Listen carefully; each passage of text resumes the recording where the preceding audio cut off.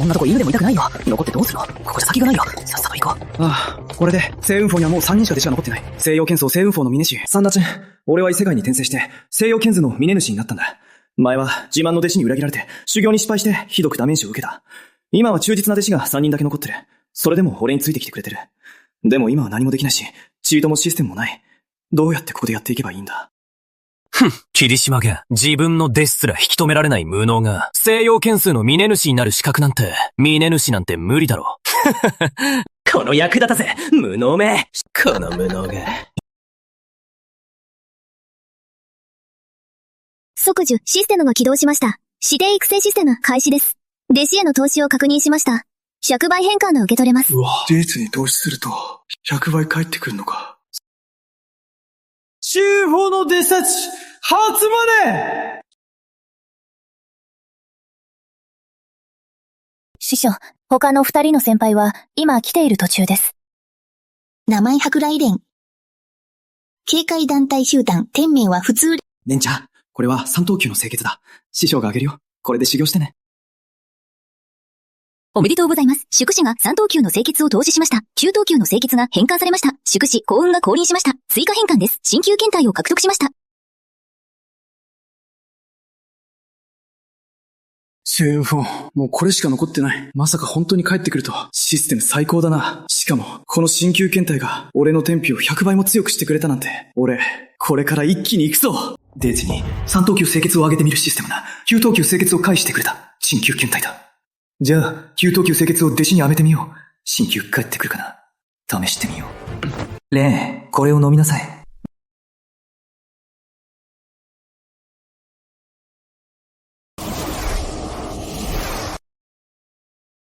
システムの抜け道を探そうとしたけど、考えすぎだったな。はぁ、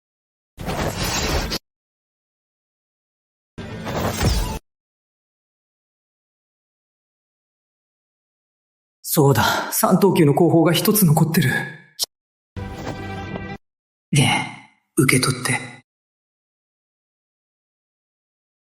3道中候補を投資しました。新旧候補を変換します。想定系。やばい、神級の候補だ。この世界でもほとんどないぞ。儲かりすぎてやばい。まだ弾薬が残ってるな。このまま投資しよう。はい、どうぞ。おめでとうございます。弟子に3等級大薬を投資しました。ベーズに4等級大薬を投資しました。9等級剣弾を変換します。ベーズに4等級大薬を投資しました。新旧金弾を変換します。ベーズに4等級大薬を授けます。新旧大道金弾を変異で獲得しました。うわ、新旧金弾だ。これが次の境界に進むために一番必要な大薬なんだ。西洋剣数を全部打ったって一つも買えないんだよな。師匠、着きました。名前、ヒオサージ。チーチェ、中期、二段、剣名、なし。最近の出来事、修行に忙しい。8ヶ月後の西洋剣数大会に備えて準備してる。サージャンは本当に忠義深いな。星雲峰もここまで落ちぶれてしまったのに、それでも大会のことを考えてる。星雲峰のために戦うつもりなんだな。名前、桐原夢津、陳チェイ、表付きは周期一段。実は次元三段。天命8等級、幽水減退。最近の出来事、天尊教習士の元から、天場、霧の、女帝の霊魂体のところで8等級後方を手に入れた。修行の準備中。すごいな。システム持ってないんだな。危うく騙されるとこだったな。まあ、そんなことは気にしなくていい。俺を師匠として認めてくれれば、カンカンさえしてくれれば、それで十分だ。お前、俺を師匠と認めてくれる？正体を明かさないで、まだここにしばらくいるから。師匠、なぜそんなことをおっしゃるんですか？私はもう師匠の弟子ですよ。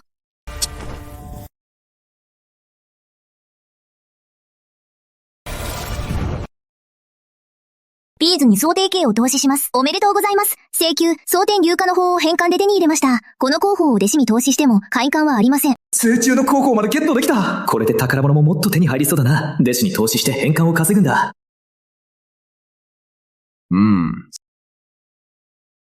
戦中の修行法まで手に入ったぞ。これでさらに宝物がどんどん増えそうだ。弟子に投資してリターンを稼ぐんだ。今回の変換アイテムは何だろう？どんな効果があるのかな？新旧剣ティ、剣道の修行、スピードと威力の10倍になる。請求、蒼天流化の法、肉体強度が100倍になる。嘘だろ。修行スピードまで剣道の威力が10倍になるなんて。しかも請求、蒼天流化の法は体の強さまで100倍になるなんてありえない。内間ひどえの権威を習得しました。生島20の権威を習得しました。生島美智への権威を習得しました。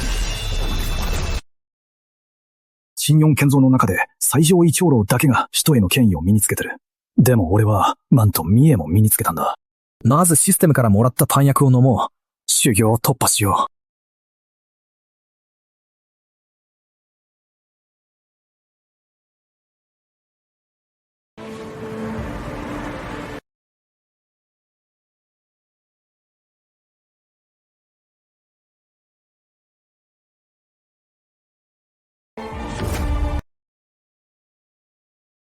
3ヶ月間ひたすら修行して、やっと聖中の修行法を身につけた。蒼天龍華の法も習得した。誠意も40になった。姉がここに来たのは一つだけだ。霧島、王郷への突破に失敗したな。デクセオ7段まで落ちた。フィモ主の資格はもうないぞ。聖子派に興味はあるか？入ってみないか。チンコへ来たのは、ただ一つの要件のためだ。霧島軍。大きゃた子への挑戦に失敗し、月経7段まで下がった。もう峰主の資格はない。興味はあるか？聖子派に入ってみないか。宗門の中では、聖子、野子天教と聖女院蔵、深風が長年争ってきた。俺はずっと中立だった。なんで俺を誘おうと思ったんだ？それで何か得するのか？ジーマの君の実力じゃ、聖雲峰を守りきれないだろう。もし殿下の陣営に入れば、ドンカが君を守ってくれるし、荷物主のままでいられるぞ。はぁ？総門内で芸教7段の奴はそんなに多くないけど、まあまあいる。聖雲峰、主人の座を狙ってる奴も結構いるぞ。ふん。これは俺の意志だ。それは殿下の意志でもある。もういい。どうする？俺は大勢行者だ。わざわざ誘いに来てやったのに、極境ごときが、これでも十分に顔を立ててやったんだぞ。まだグズグズしてるのか。まったく、運知らずね。ここで失礼します。よし。後悔するなよ。今日の決断を。スースカに入る気がないなら、別に構わない。たかが豪強7段ごとき、恐れるに足りない。聖雲峰、主人の座が欲しくないなら、無理に進めないよ。金長老。はい。どうやら前に、月経6段まで突破したって聞いたぞ。なら、聖雲峰主人の座は、お前にある。ありがとうございます、聖子。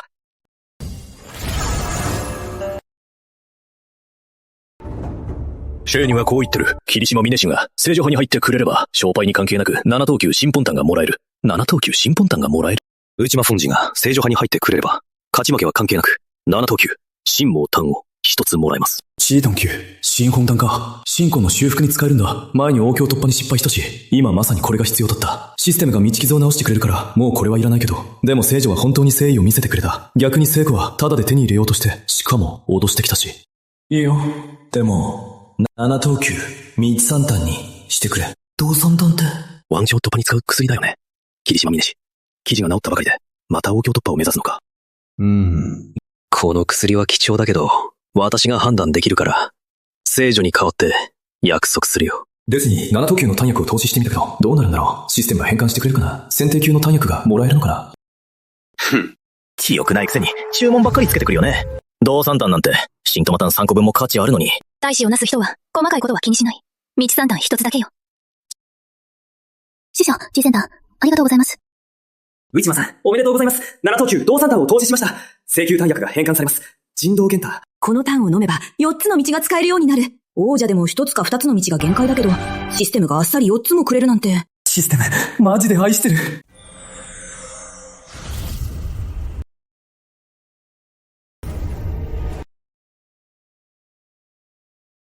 2ヶ月か。やっとして育成システムは変換パからを全部精錬できた。やっと史上最強の王郷を目指せる。今の俺の強さは自分でもよくわからない。でも、この前俺を侮辱した天元峰の主人、俺と戦ったら、俺の一振りで切り捨ててやるさ。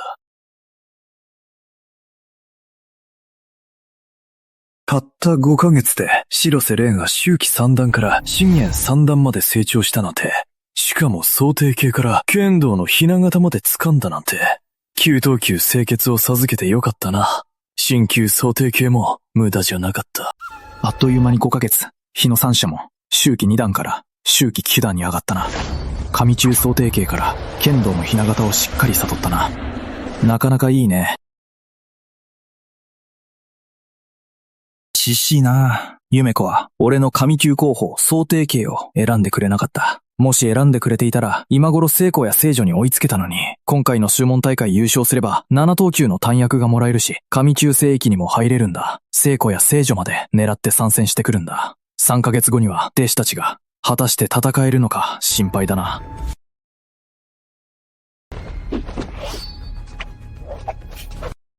無滅。私たちがここに来たのは、神級聖域を手に入れるためよ。必ず1位を取るのよ。師匠、西洋建造も、東西帝国も、私にとっては相手にならないわ。今回の1位は、私が楽勝でいただくわ。内間シェン、シェイウーフォーノの峰主であるあなた。大獣法の峰主として聖女の弟子になった以上、この9等級聖域は聖雲法も入れるようになったわ。すぐに弟子たちを集めなさい。これまで、毎回9等級聖域が開かれるたびに、うちの聖雲法はいつも参加できなかった。まさか今回が初参加になるなんて。新雲法の弟子、集まれ！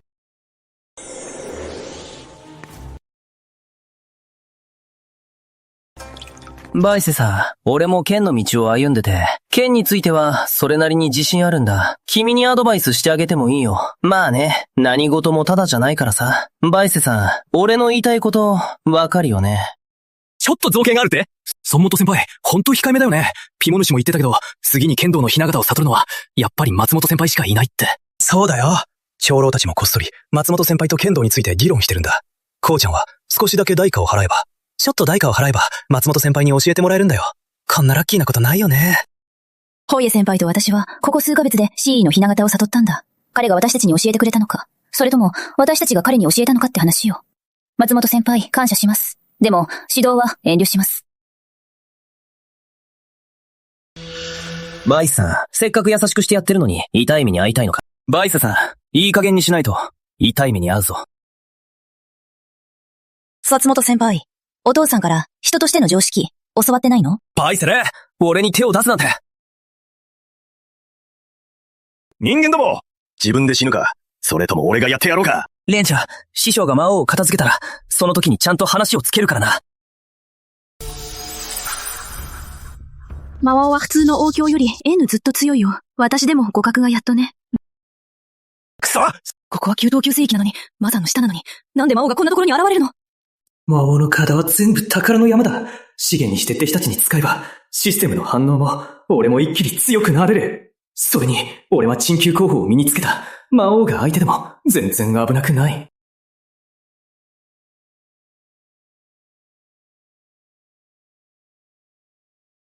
あいつからソルの気配がする。逃げろ！早く逃げろ！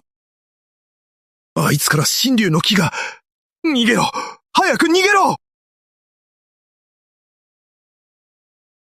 内間ポンジュ、すごい！霧島ポンジュ、すごい！この魔王、私が怖がらせて逃げたわけじゃなさそう。むしろ、霧島が怖がらせて逃げたみたい。でも、霧島は王境突破に失敗してるし、そんな実力はないよね。なんだか変だな。行こう。船室に戻って休もう。覚えてろよ。待ってるよ。なんだって？師匠、あの魔王を追いかけて撃つつもり？師匠、王城以下はみんな雑魚だよ。王城突破に失敗したばかりなのに、魔王に関わるべきじゃないよ。危ないよ。もういい。余計なこと言うな。行くぞ。だって、逃げたって。うん。よし、家の命令を出せ。松本家の奉仕者を呼び出せ。自ら動け。白瀬公を捕まえて連れてこい。いえ、俺の少数からは逃げられない。行くぞ。人間、さっきは見逃してやったんだ。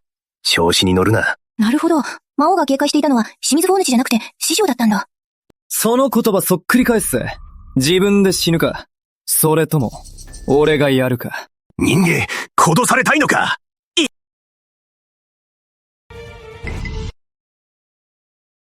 この魔王さ、師匠と戦うのも怖がってるなんて、強がって逃げちゃったよ。師匠はまだ王教になってないのに、なんか変じゃない？面倒だな。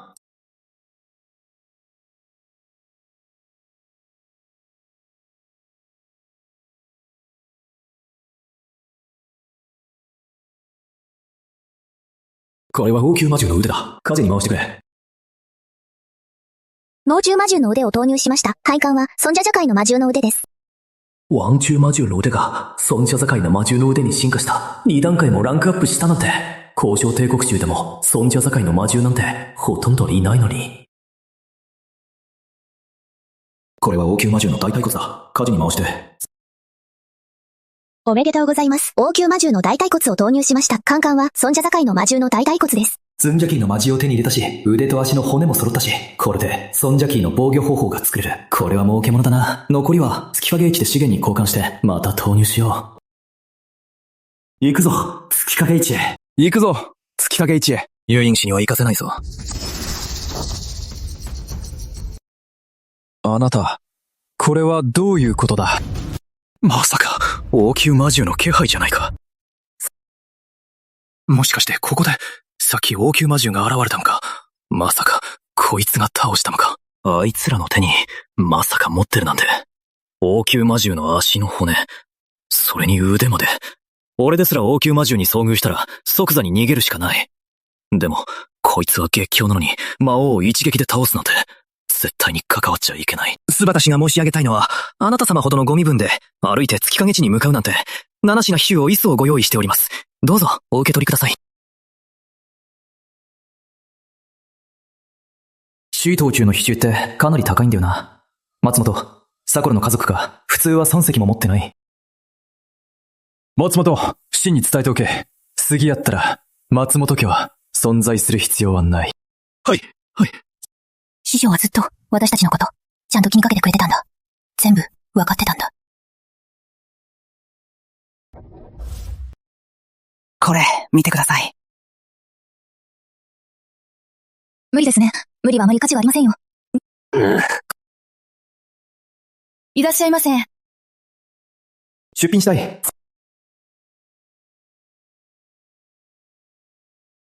嘘でしょ？これ、王宮魔獣の死体。しかも、王宮魔獣丹まで。しかも丸ごと。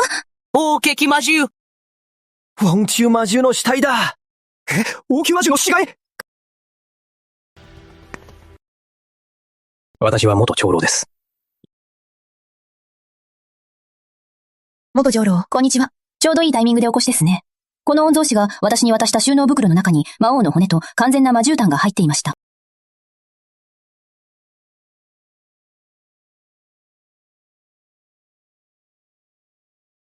長年うちのオークションではこんなに完全な魔王の骨なんて見たことがないし、しかも魔獣炭まで揃ってるなんて。その魔王の致命傷は K の一撃によるものだ。つまりこの魔王は誰かに剣で一撃で切られたんだ。その魔王を切った人物は間違いなく権威を極めた絶世の剣衆だ。しかも1層や2層程度ではなく、少なくとも3層の権威を持つ絶世の権威が3段以上はあるな。とんでもない強者のだ。ムシマ様、少々お待ちください。ユエインオークション、関心帝国中に広まってるんだ。そのオークションの責任者が師匠にこんなに礼儀正しいなんて。やっぱり、師匠は私が思ってたより、もっとすごいんだ。ザーク家族に連絡して、月影市に、すごい人が来たんだ。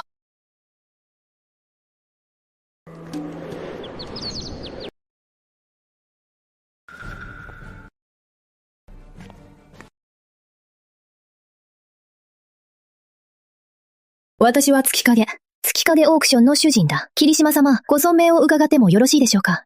ズキンオークションって本当にすごい人ばかりだな。まさかこの女性が王宮の教授だったとは。道間源です。内間様、その王宮魔獣の骨を少し拝見してもよろしいでしょうか。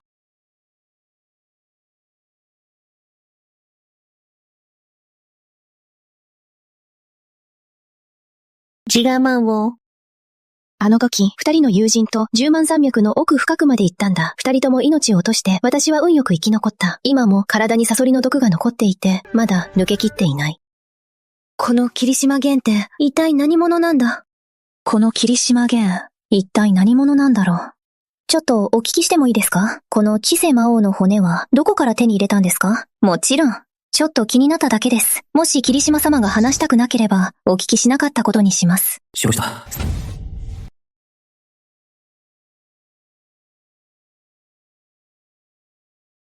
スシエ魔王はいくらなんでも、王教の古参魔王だ。たとえ人間の強者が4、5人で協力しても、倒せるとは限らない。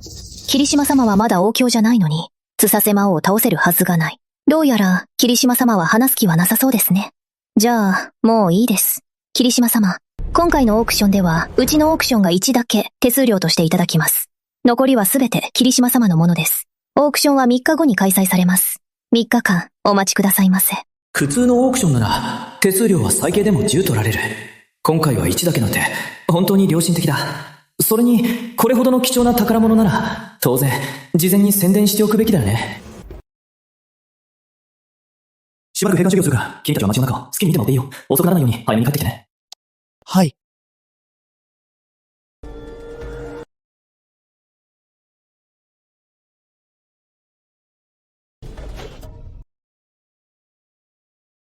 マイセレ8連勝おめでとう。うわ、すごい。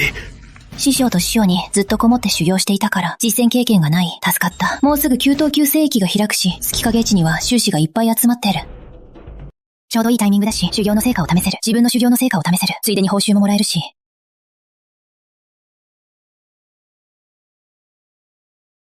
師匠は、敬意の雛形をすでに悟っている方ですよね。交渉帝国の中でも、そんな人は滅多にいません。なんであんな小娘を弟子にするんですか？いいからローク、お前が行け。お前の剣を受け止められたら、彼女を弟子にする。師匠、この弟子は、今日は弟子にできませんよ。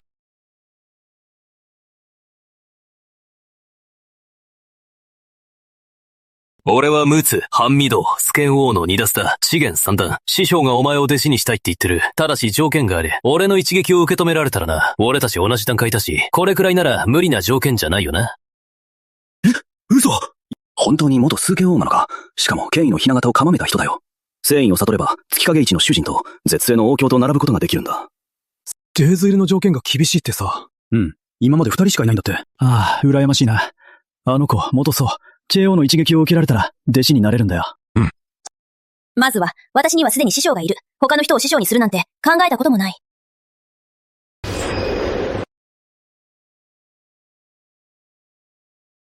変異。こんな若い女の子が、権威を身につけてるなんて。うちの師匠は王卿の剣士だけど、戦意に届くまであと半歩だったのに。これ、信じられない。次に、私の一撃すら受け止められないのに、そんな人の師匠に弟子入りしろって。まったく、シェイの片鱗を掴んだだけの俺が、シェイを悟った人を弟子にしようとするなんて、本当に滑稽だよな。ニトス様、こちらが今回のオークションの出品リストです。ご確認ください。スーソシェ魔王の骨が最後の目玉になってるな。目玉商品にしてくれたんだな。さすがだな。いいものが結構揃ってるな。さすが第一オークションだな。それではオークションの司会に行ってまいります。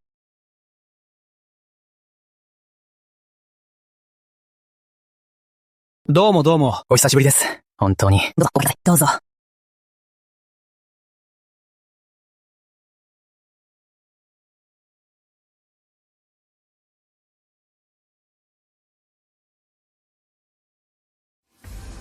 ご来場の皆様、月影オークション会へようこそ。ユンチャーローです。私め、皆様の貴重なお時間を無駄にしないよう。それでは、早速本題に入りましょう。今回のオークション、最初の出品はこちらです。4等級、修霊炭です。この炭は、青木伝王が生成した品です。開始価格は8万霊石です。ただいまより、オークションを始めます。修霊炭って、もともと滅多に手に入らないんだよな。もし手に入れたら、弟子たちに使えば、もっと良い宝物が返ってくるかもな。それに、俺の幸先魔王の骨と内炭を売れば、最低でも300万か400万霊石は稼げるな。もう金には困らない。この品は、どうしても手に入れたい。10万、12万、23万、23万。普通の芸協収支って一生かけてもたった20万か30万霊石しか持てないのよ。いきなり23万も出すなんてもう弾薬の価値を超えてるよね。すごいわね、太っ腹。この競りは彼が落札しそうね。25万15人に85万ですね。30万。30万ですね。37万。37万。40万。30万ですね。ついに40万まで来ましたね。30万ですね。私は西洋帝国、ムバラ家の人間だ。ムバラ家の顔を立てて、この単を譲ってもらいたいものだ。師匠、西洋帝国は、うちのカラセイ帝国よりも10倍以上も強いんです。しかも、ムクハラ家は西洋帝国の中でも、西洋帝国の中でも一番のターカ族です。ムクハラ家には王妃、強者が数十人以上います。しかも彼らの祖師は、王妃四段の実力者なんです。師匠、そろそろ、私たち、争うのはやめておきませんか？ 40万5千。30万右遷ですね。落札。白米杯が終わったら、六長老に伝えてすぐにこそせろ。弾薬一つのために命まで捨てて、そこまでして価値ある。そつえムケラは虫ケラだ。自分の立場も分かってないくせに、いつでも死ぬかもしれないのに。すぐ行きます。うん。自分が危ない目に遭うことも分かってないんだな。ただいま参ります。はい。30万5千霊石1回。40万5千霊石2回。40万5千霊石3回。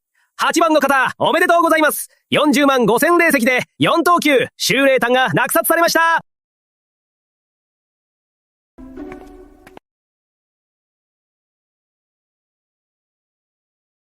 サオジン、首相に仕え、早く教会を追いつけ。ありがとうございます。すぐ。この弾薬は弟子への投資です。8等級、囚人炭が返還されます。おめでとうございます。霧島、4等級、修霊炭を投資しました。反感はありません。バチ等級、囚人だ。王人突破の確率が3割も上がる。価値は計り知れない。もしかして、西洋剣数を丸ごと売ったとしても、一粒すら買えないかもな。大当たりだ。せっかく手に入れたのに、弟子への投資には使えないのが残念だ。まあいい。もう少し様子を見よう。他にも宝物があるかもな。こちらが今回のオークションの最終目玉商品です。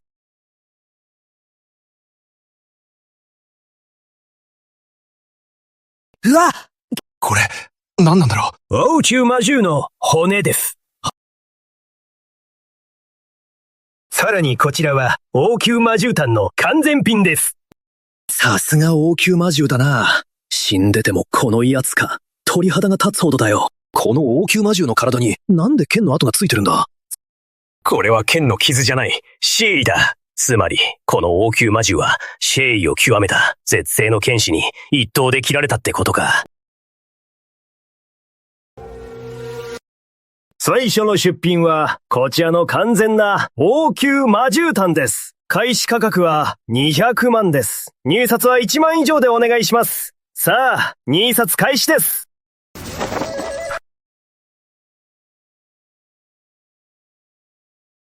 201万。この王宮魔獣のウイタンは、わしのものだ。すごい威圧感だ。最低でも王宮2段、完成だろうな。あ、おめでた。あの人、目から王だ。脈棒。民子、罠は殺しまくる。一人でも怒らせたら、一族全員巻き添えになる。以前9等級聖域で格闘術を手に入れたことがある。彼より強い人でも捕まえることはできないんだ。もうやめとこう。彼が欲しがってるなら、この内炭は、俺は入札しないよ。民子をどういうつもりなの？私は月影一のトップクラスの強者よ。月燕氏の主人でも、王城三段レベルの強者でも、冥王王にはどうにもできない。どうしよう。別に深い意味はないぜ。俺はただオークションに参加してるだけだ。それじゃダメなのか？わしが規則を破ったか？わしが無理やり入札させたか？言ってみろ。あるか？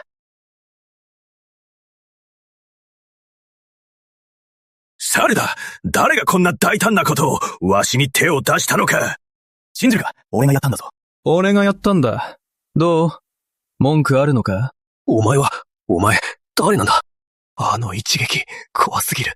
さっき俺が9等級聖域で手に入れた上位の遁術をすぐに使わなかったら、俺の首、もう飛んでたな。お前、一体何者なんだ？あの青年が紫魔王の骨をオークションに出したとき、私は彼にその骨はどこから手に入れたのか聞いた。差し支えなければ、この紫瀬魔王の骨はどこから入手されたんですか？ちょっと気になっただけです。もし霧島さなが話したくなければ気にしないでください。私が倒した。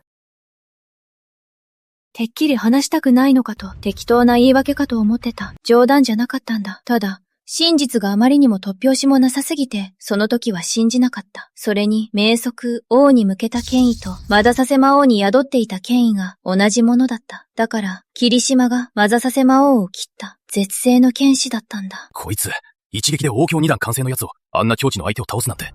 俺、こいつに復讐しようなんて思ってたなんて、六長老なんて相手にもならない。二長老と大長老が揃ってきても、結局、一撃で終わりだ。最悪行け。高橋長老をすぐ呼び戻せ。六長老のところに行かせるな。無縁公子、高橋長老と六長老、もう来ています。はぁ、お願いです。お願いです。どうか吉明を助けてください。六長老、この男です。六原講師が欲しがっていた魔獣炭を奪ったのは、王教一段の実力を見せて、こいつをぶっ飛ばしてください。みんなに、ムトバラ家がどれだけ怖いか、思い知らせてやりましょう。お前なんかが、無から紅茶の宝物を奪ったのか？今すぐ自分から宝物を差し出して、周囲も自分で廃棄しよう。それなら命は取らないでおいてやる。ふっ。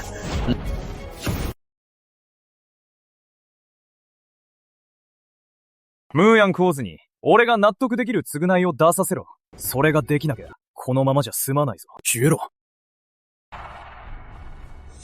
この一撃を受け止めたなら、次も受けてみろ。ちょっと待ってください。私とあなたは何の因縁もないはずです。どうして私を殺そうとするんですか？よく言うぜ。無関係だなんて。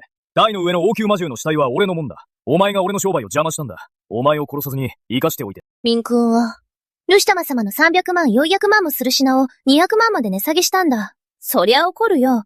そりゃ怒るに決まってるよね。だって。杨隐士、周景が来た。市長様。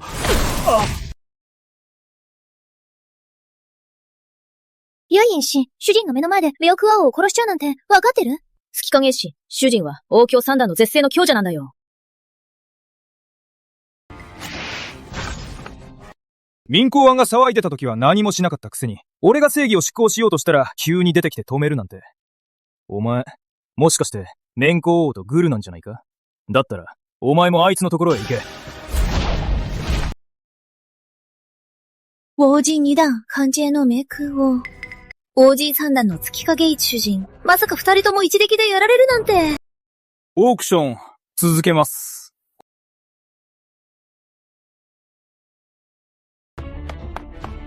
コーズ、急いで知らせに行きましょう。大長老、二長老、三長老、みんな一緒に来てもらいましょう。何言ってんだ？今は伝える場合じゃない。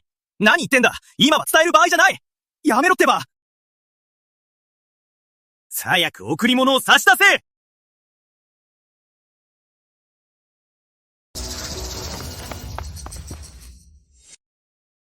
どうか、木原家が差し上げる霊石です。どうか、木原家をお許しください。そこまで誠意を示してくれたし、俺と木原家の因縁は、これで終わりだ。シージン、ロー。これ、君たちにやるから、好きに使えよ。師匠、あの前の人の後ろにいる少女、もしかして、前に弟子にしたいって言ってた子じゃないですか。彼女だ。あの方の弟子だったんだ。なるほどね。師匠、ありがとう。先輩、カンダーなお心遣いに感謝します。ムチマ様、ご出品の紫瀬魔王の骨は全部で563万霊石になりました。すべてここにございます。10レーターも手に入れたぞ。ユインゴがおっしゃっていました。その短訳は彼女が叱りました。ユインゴにお礼を伝えてください。かしこまりました。みんな、行くぞ。おめでとうございます。霧島さん、6等級、竜骨炭に投資しました。6等級、キャイシン炭、6等級、ゴンホウ、7等級、漢方器、変理で9等級、剣道炭、9等級、五行弾、鍼灸、炭宝器。これらのアイテムを弟子に使っても、喧嘩は受け取れません。俺の知る限り、9等級剣道炭は、使った人が何もないところから権威を生み出せるんだ。つまりさ、甲子園帝国を丸ごと売ったとしても、それでも一つ買えないんだよ。五行炭は飲めば五行の道がわかるようになるんだ。しかも、9等級剣人は、公共収支でも持っている人はほとんどいないんだ。ましてや、最後の神級盾砲器なんて。俺の知る限り、鍼灸砲器っていうのは、政教収支でも一生かけても作れるとは限らないんだ。鍼灸盾砲器ってさ、公共収支が本気で攻撃しても防げるんだ。おめでとうございます。霧島さん、6等級、竜骨さんに投資しました。さすがだな。して育成システム。本当にどんどん好きになっちゃうよ。王教強者の収納リングが2つも手に入ったんだ。民工の収納リングを見てみたけど、大したものは入ってなかったな。唯一入ってたのは7等級の遁術、天保影だけだった。だからこんなことしてんのか。そもそも金なんて持ってないんだな。月影市、主人の収納リングにはなんと700万以上の霊石も入ってた。手持ちが数十万霊石だったのに、今や1000万霊石も持ってるなんて。この気分たまらないな。このお金ならまた7等級の弾薬も買えるし、弟子に投資すれば人級以上の弾薬が返ってくるんだ。想像しただけでワクワクするな。師匠、何かご用でしょうか？これで修行しなさい。ありがとうございます、師匠。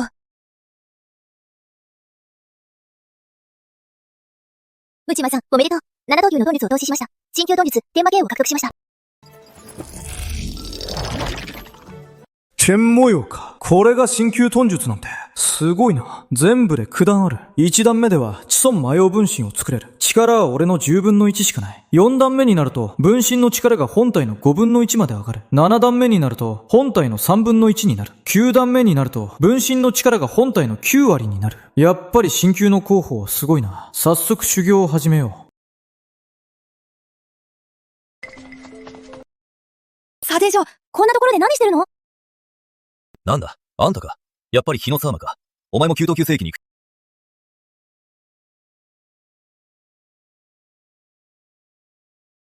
あいつ誰だ？お嬢様がなんであんなに優しくしてるの？あいつ、日野三座って名前。お嬢様と内緒で結婚する約束してるんだって。あいつ、知ってるのは西洋剣術の福玉。専門の弟子っぽいな。専門の弟子だからって、彼の師匠は王卿ですらないんだよ。なるほど。だから旦那様はあいつのことあまり気にしないな。旦那様は市長の息子さんを気に入ってるんだ。原国僧の王卿の地出しらしい。新春、さっきからため息ばかりついてるけど、何か困ったことでもあったのか？殺案師匠、議員日から9等級聖域まで行く途中、危険な場所もいくつかあるの。無事にたどり着くには、王卿の強者に護衛してもらわないと無理なんだ。ターさんがもう値段の話をつけてたのに、なのに、あいつがいきなり値段を釣り上げてきて、5万だったのが10万にされたの。さらに5万出せって。さもなきゃ出ていけって。写真、君も知ってるだろ。俺なんて天元8段しかないし、極境にも届いてないんだ。この5万霊石が、これが俺の全財産だよ。あと5万霊石なんて、どこから手に入れろって言うんだ。相手は今どこにいるんだ？師匠にお願いしてくるよ。ちゃんと話をつけてくるから。やめてササニー。あいつらは王城の教授だから、私たちじゃ相手にならないよ。それに、もう9等級聖域に向かってるし、市内にはいないよ。サゼン、注文の師匠も市内にいるんだよね。じゃあ、数門の仲間も市内にいるの？俺は師匠と先輩と一緒にいて、数門の大部隊とは。記憶が正しければ、日野の師匠は月境7段だったと思う。もうどうしようもないな。他に方法はないし。月境7段の師匠がそばにいるだけでも、いないよりはずっといい。サシン、師匠に相談してもらえる？私たちも一緒に連れて行ってもらえない？よし、師匠に報告してくる。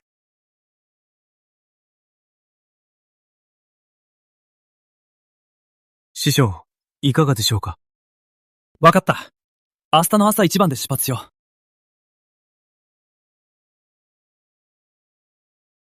師匠がいいって、明日の朝一番で出発するよ。ねえ、父さん、もう来てる？もう来てるよ。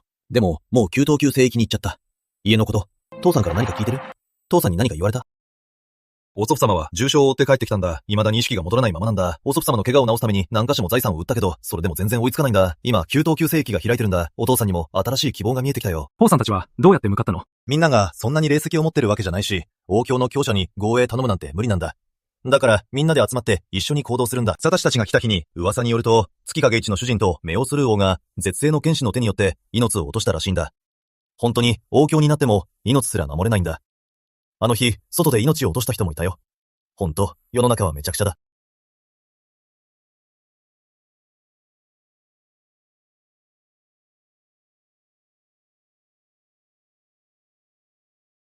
あの刺繍、なんか見覚えある気がする。これって、長州大人の刺繍じゃない？市長様はもう亡くなってるから。じゃあ、今の刺繍の持ち主は市長様を倒した、あの絶世の剣士ってこと？直接会えなかったのは残念だな。どんな人か、実際に見てみたかったのに。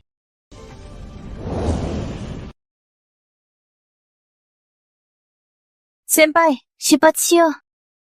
先輩、ちょっと待って。月影一の筋を倒した絶世の剣士って、最近聞きすぎて耳にタコができるほどだ。そうだね。殺生、あの絶世の剣士が本当にあなたの師匠なの？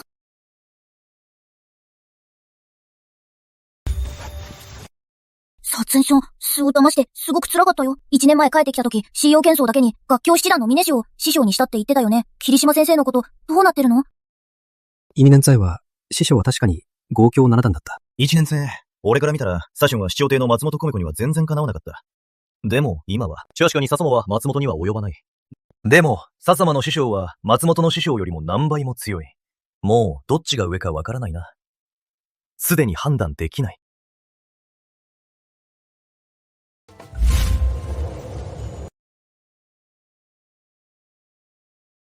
そろそろ暗くなるぞ。みんな、気をつけろよ。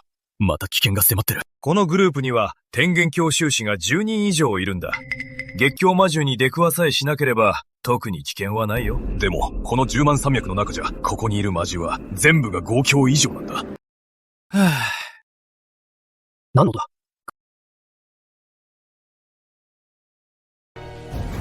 空想教だ。玉教仲介の魔獣だ。あいつ、めちゃくちゃ速いんだ。狙われたら死ぬしかない。玉教後期の修士でも、あいつを見たらビビるよ。くそ、なんてことだ。空想教なんて、見たり見かけないのに、普通ならまず出会わないよ。よっぽど運が悪くない限りね。こっちに向かってきてる。やばい、やばい。どうしよう。もうダメだ、もうダメだ。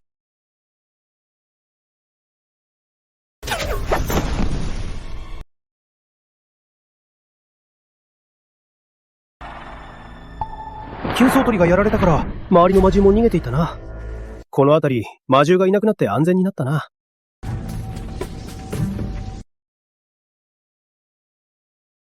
本当にありがとうございます、英雄様。父さん。本当に父さんなんだ。写真を中元シャホン、みんな無事。新章が教えてくれたんだ。父さんが他の修士たちと冒険団を組んで、弓道級聖域に入ろうとしているって。だから気になって霧島先生に話したんだ。それで霧島先生がずっと探しに来てくれたんだ。命を救ってくださり、心から感謝します。まあ、彼を弟子にしたからには、彼のことは私が責任を持つよ。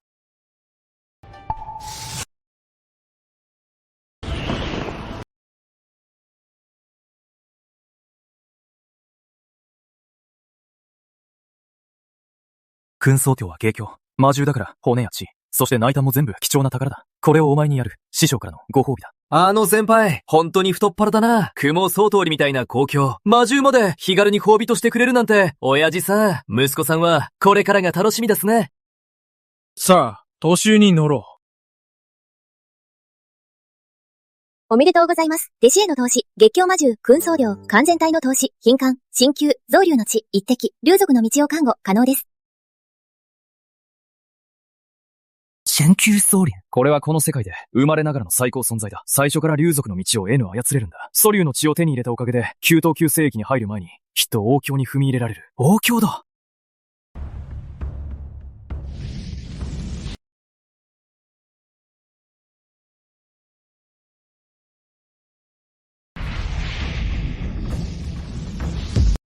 もう3日経ったな。やっと祖竜の血を融合できた。竜族の道も身につけた。王境までは、あとは霊気を貯めるだけだな。サシン、やっぱり、お前は俺の自慢の弟子だが、弓道級聖域が終わったら、もし何かいいものが手に入ったら、まず君に分けて。師匠、弓道級聖域に着きました。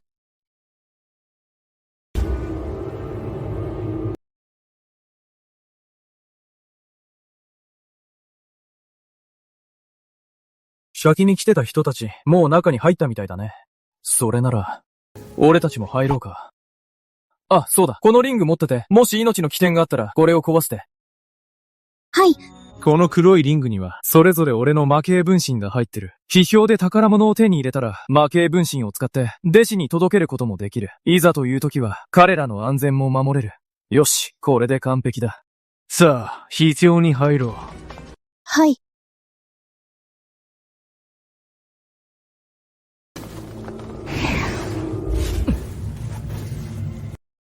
上等級聖域に入った瞬間、ランダムでどこかに飛ばされる。送信で、ここからは自分たちでやるしかない。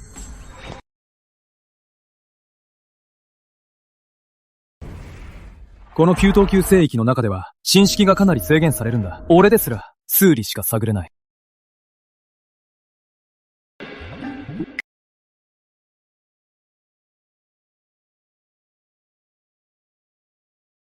まさか、こんなところに冷戦。こんな場所に冷戦があるなんて、信じられないな。俺、こんなに運がいいなんて。この冷戦さえあれば、王郷まで一気に行けそうだ。この聖域で、そのまま突破できるぞ。よし、行くぞ。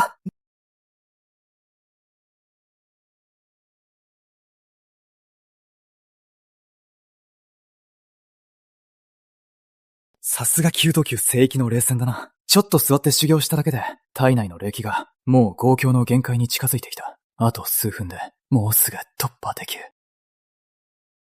こんなところで修行してる人がいるなんて。この霊戦は、僕が先に見つけたんだ。どうか、帰ってほしい。冗談言ってるの？確かに先に見つけたのはあなたね。でも、若者は実力あるものが手に入れるものよ。あなた、実力は私と同じくらいね。私の一太刀を受け止められたら、霊戦の3割を分けてあげるわ。できなかったら、ここを離れてもらうわ。どう？篠月先輩、それがチャンスって言える？先輩は限定ランキング E のトップクラスだよ。現役ってめちゃくちゃ広いし、交渉帝国みたいな国も1000はなくても数百はあるんだよ。でも現ランキングはたった100人しかいない。たとえ王郷2段の修士でも先輩の人たちは受け止められないよ。先輩、ほんと意地悪だよね。先輩、ほんと意地悪だよね。どう受ける？じゃあこうしよう。俺の日立を受け止められたら、この霊戦、全部あげる。どう返事するの？じゃあ、俺の一撃を耐えられたら、この泉は君のものだ。あんた、頭おかしいんじゃない？あんた、目の前の人が誰か分かってる？水月先輩は現ランキング入りしてるんだから。うるさいな。自習かよ。そんなことして楽しい？これ、順位？しかも1段なんかじゃない。まさか4段以上だなんて。そんなバカな。ありえない。ありえない。こんな小さな縁日7国で、まさか、王郷以下で権威を悟る人がいるなんて。しかも4段の権威だよ。この人、まだ30にもなってないのに。もしかして、この人も私たちと同じく、7国以外の大陸から来たの？この一撃、やばすぎる。家族の長老ですら、この程度なんだ。もし私が、王郷3段の全力一撃を防げる、命を守る玉札を持ってなかったら、今頃死んでた。あいつ、何者なの？極境九段で王郷3段を超える全力の一撃を放てるなんて、この強さは、現ランキング上位10名でも N 届かないんじゃないか？前から父さんに言われてた。上には上がいる、さらに上がいるって。私の人生、ずっと順調すぎた。だから、そんな忠告も気にしてなかった。今日は私の負けだ。しかもこの人には一生かかっても勝てない。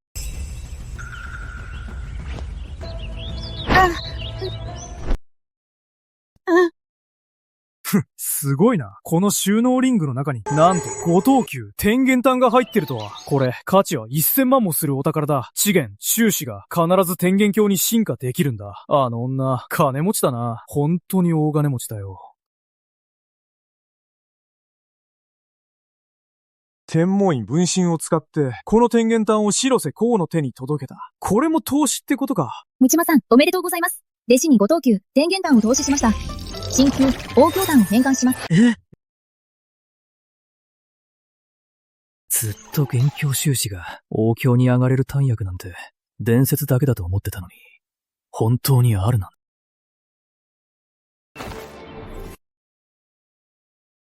数年ぶりに、やっとまたここまで来た。でも前回は剣道で王郷に入ろうとしたけど失敗したんだ。今回はシステムの力を借りて22の大道を悟ったんだ。今回は王になるだけじゃない。これまでにない最強の王郷になるんだ。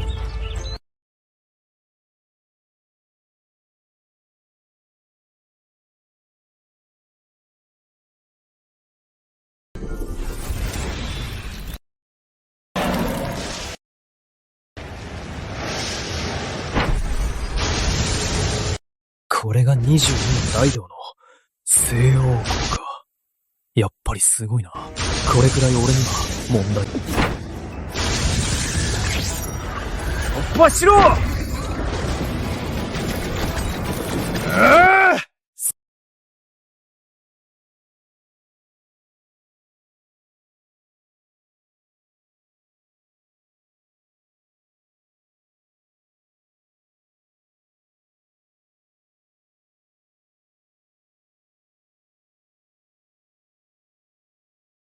この霊戦の力を N 甘く見てたな。王郷に突破できれば、それだけでも N 運が良いと思ってた。まさか今は、一気に王郷一段の完成まで到達したなんて。もちろん、俺の先天根源検体も、新旧広報の総提供も、正旧広報の総天流化の方も、やっぱり大きく助けになったな。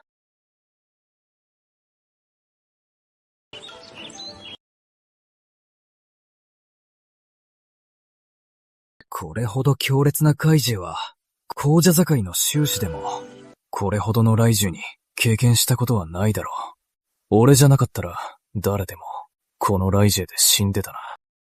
王朝の後は、道を悟り、合道へ進むんだ。普通は、一つの道を悟れば、王教になる。でも、それはありふれた王教なんだ。王教、修士がさらに上を目指すには、悟った道をしっかり融合させる必要がある。これを、合道って呼ぶんだ。死の王教は、合同教って呼ばれてたんだ。一つの道をしっかり融合したら、王教一段、完成になるんだ。その後は二つ目の道を悟る。二つ目を悟ったら、王教二段になる。同じように進んでいく。九つの道を極めたら、王教九段、完成になる。王城中段、完成したら、その先は皇者境だ。9回もライジェを受けなきゃならない。王城9段、完成者がどれだけいても、9つのレイジェで命を落とす人がほとんどだ。皇者への道は、天に昇るほど難しい。だからこそ、7国の中には、皇城に至った者が誰もいないんだ。俺は、22もの大道を悟ったのか。ということは、もしかして、22回もライジェを受けることにな。これでも、今後は新しい道を悟らなければ、って場合の話だけど。じゃあ、これからは雷に打たれながら、シャワーでも浴びることにしよう。ワンジになったし、しかも一段、完成まで一気に進んだ。そろそろ行くか。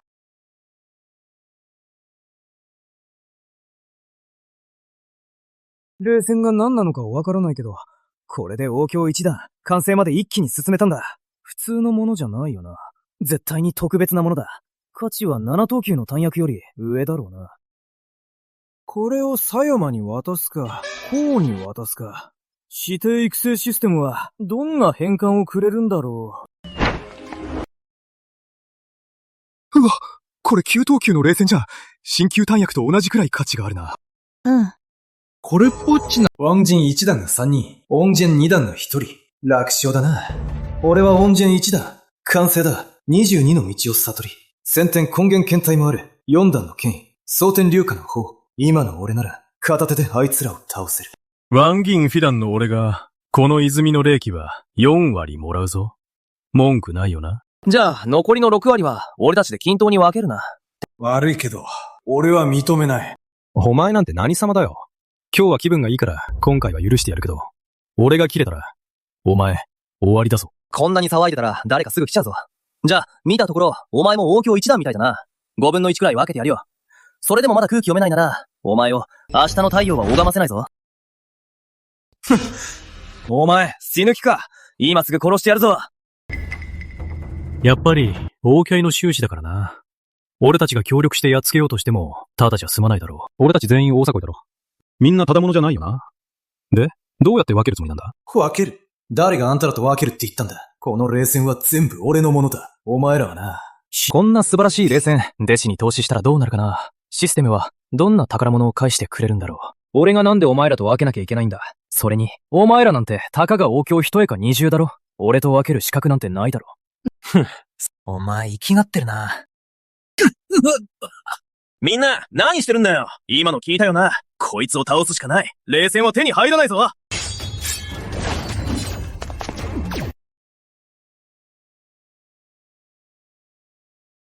絶望か？どうやら、本当の絶望を経験したことないんだな。天魔影、第9層。どうせお前らはもうすぐ死ぬし、本当のことを教えてやるよ。俺の天魔影は、神級の遁術だ。第9層まで極めれば、俺の力の9割を持つ、魔系を呼び出せるんだ。俺より2つ上の境界じゃなきゃ、本物かどうか見抜けないんだよ。どうした？さっきは、冷戦の1割よこせって言ってたよな。ちょっと言い合いになっただけで、すぐに俺を殺そうとしたよな。もういい、分身なんてあっても、それでも俺はお前を倒す。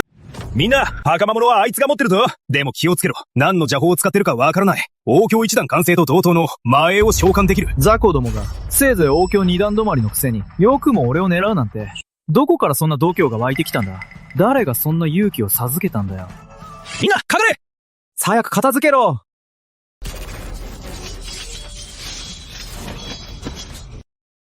こんなレベルの戦いは、外の世界でも多分各国のトップ宗門がガチでぶつかる時くらいしか見られないな。ジャージ様、本当に何もしないんですか？さっきの宝物の動き、見てましたよね。神級以上の宝物なのは間違いないですよ。もしかして、今度こそ、英月七国から、やっと出ていけるかもしれません。私は1000年かけて、やっと王郷2段まで来た。君たちが目をつけている宝物のあの若者は、年齢は30歳にも満たないのに、もう王郷1段まで進んでいるんだ。しかも天魔系みたいな、自分の実力の9割を持つ魔英分身まで呼び出せるんだ。俺たちが出ても、見てるだけなんてできませんよ。無知魔戦は、剣で冥空王を切った。月影一の主人を倒した時、俺もその場にいた。俺は自信を持って言える。この男こそ、霧島剣だ。族長様。つまり、冥王王を倒して、月影一の主人も切った。少なくとも4段の権威を理解してる。絶世の剣士ってことなの？ありえない。でもね、パカモノより命の方が大事だ。俺たちが死んで、パカモノが原価に渡ったら、俺たちにはもう関係ない。ほんと失望だ。族長は原価の最高に全然興味ないし。なんでこんな人がリーダーなんだろう。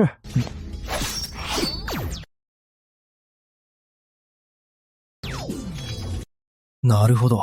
そういうことか。魔英分身か。俺の力の9割はあるが、やっぱり俺本人じゃない。天地の霊気を取り込めないんだ。長引く戦いでは徐々に弱くなる。でも、普通の修士たちは天地に認められているから、戦いの中でいつでも霊気を補充できる。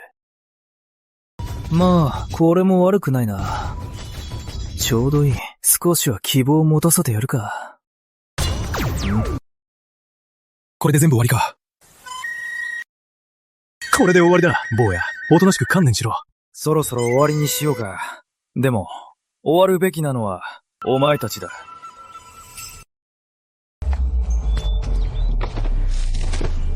なんて恐ろしい奴だ。どうやってこんなことができるんだ。王郷九段完成でも、こんなの無理だろ。許してください。お願いです。もうしません。本当に許してください。お前、本当に悪いと思ってるのか？自分が死ぬって分かっただけだろ。先輩、お願いです。殺さないでください。僕は下子の人じゃなくて、総国のものなんです。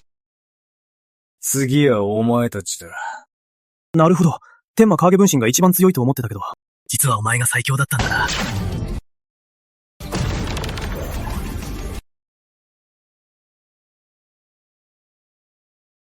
こいつら宝鏡収支の収納リングの中身は、宝なんて一つも入ってないし、全部霊石ばっかりだ。たった1000万かよ。貧乏すぎるだろ。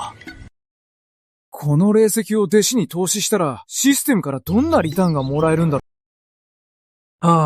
今ある霊石を弟子に投資したら、システムはどんな変換をくれるんだろ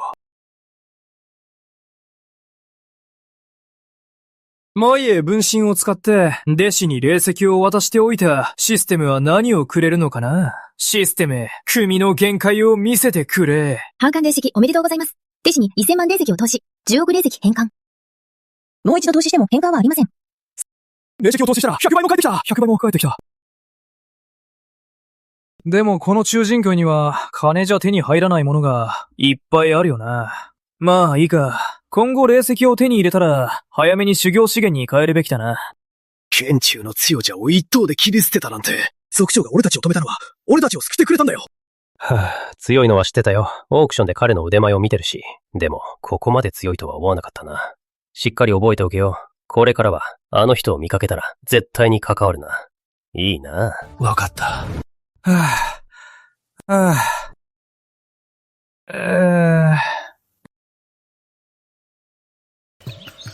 この3日間、9等級聖域を歩き回って隅々まで探したけど、パコラは一つも見つからなかった。まあ、今回の聖域探索で、霊戦も手に入ったし、王郷にも進めたし、もう他のことはどうでもいいや。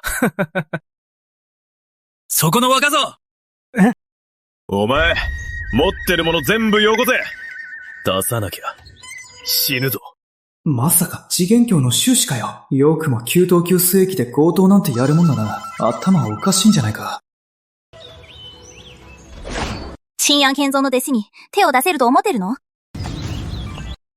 新四建造の弟子って、俺のことを言ってるのか？俺は聖雲峰の峰主だけど、突破に失敗してからは、ほとんど姿を見せてない。だからここ数年は、数門に入った新しい弟子たちは、俺の顔を見たことがないのも当然だ。それに俺の周囲も見抜けないし、普通の弟子だと思われても仕方ない。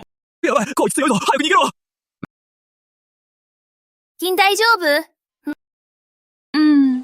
どこの峰の弟子？新雲峰だ。聖雲峰か。聖四建造の中でも一番弱い峰だろ？弟子もほとんどいないって聞いてるし。まさか今日、9等級聖域で聖雲峰の弟子に出くわすなんて、ほんと、めったにないことだな。新雲峰の後輩なんだね。頭木あかりだよ。管制法のでした。みんな山は違うけど、外ではやっぱり協力しないとね。よかったら一緒にどう？お互いに助け合えるし。ねえ、パショリ先輩。こいつ、次元校にも達してないし、一緒に行ったら足手まといだよ。こいつと一緒に秘境を冒険するなんて、絶対にごめんだね。私は霧島健です。一緒に行くのは、やめておくよ。俺はいつも一人で動くのが普通だから。俺からすると、お前らの方が足手まといだよ。もし道中で王宮魔獣に遭遇したり、公共の異物に出くわしたら、お前らがいるせいで、俺は本気出せないんだよ。じゃあ、失礼します。はぁ。ワゴンディ先輩、なんて無礼なやつ。先輩が助けてあげたのに、お礼の一言もないし、今度は先輩の誘いまで断るなんて、あんな人、ほなっておけばいいよ。柏木先輩って、すごく強いのに、でも、優しすぎるんだよね。優しいと、つけ込まれちゃうよね。私たちも行こうか。うん。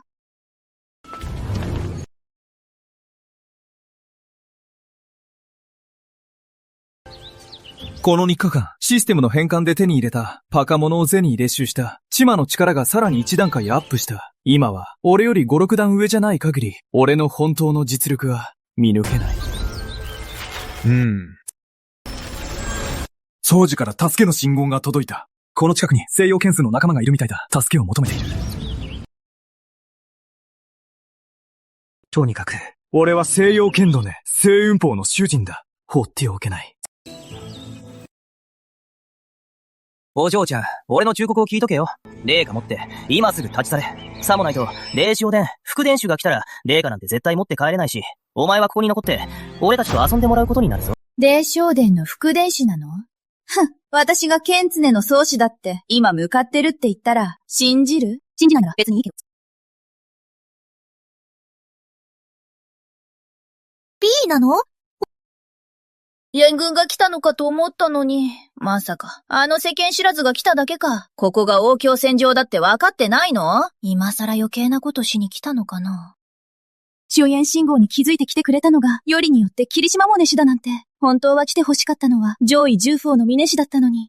新四剣尊、上位修峰の峰主だけが王郷なんだよ。彼らだけが戦局を変えられるのも彼らだけ。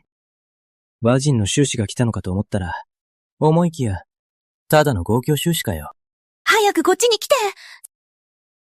君。孫実様、この後輩はこの前出会ったばかりなんです。私たちが一緒に行こうって誘ったこともあるんですが、断られたんです。誤解してるみたいね。この人は師弟じゃないよ。聖雲炎の霧島峰主なんだ。九雲風、武道風樹。まさか、峰主の前で足手まといだって言っちゃったなんて。やばいやばいやばい。なるほど。霧島先輩があの時助けてくれたのは、お礼も言わなかったし、無礼だと思ってたけど、実は私たちの方が、ほんと余計なことして、たかが次元教の連中が、月教の強者座を助けるなんて、ほんと、笑っちゃうよ。副伝中。万人四段の中華なの？嘘でしょ？新四剣蔵の大蔵修士は、誰も来てないのに、霊視おでんからまさかこんな強者が来るなんて、王城四段の強者だなんて、宗主が来たとしても、あの人には勝てないかも。こんなことになるなら、助けなんて求めなきゃよかった。尺なくとも霧島峰主は、命の危険にはならないよね。行くぞ！ここを出る。副伝授、冗談だろ。いい冗談だね。俺についてこい。ここを出るぞ。言ってることがわからないのか。それに、霊下を全部置いていけ。誰かが隠してるのを見つけたら、殺すぞ。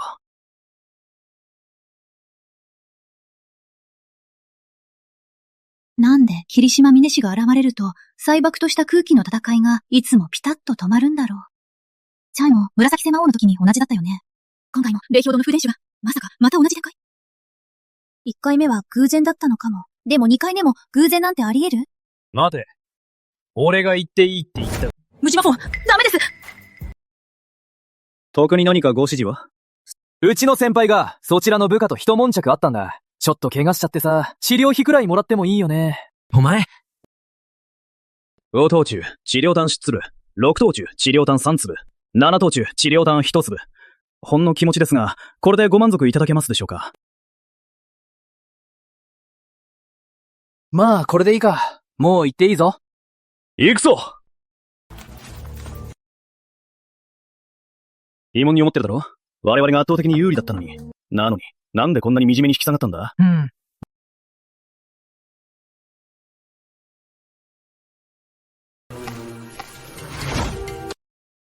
みんな、どけ！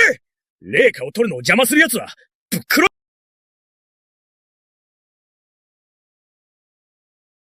ワンにもなれないザコが、俺の前に出てくるなんて、どこからその度胸が湧いてきたんだ？あ、ごめんなさい。お願いします。勘弁してください。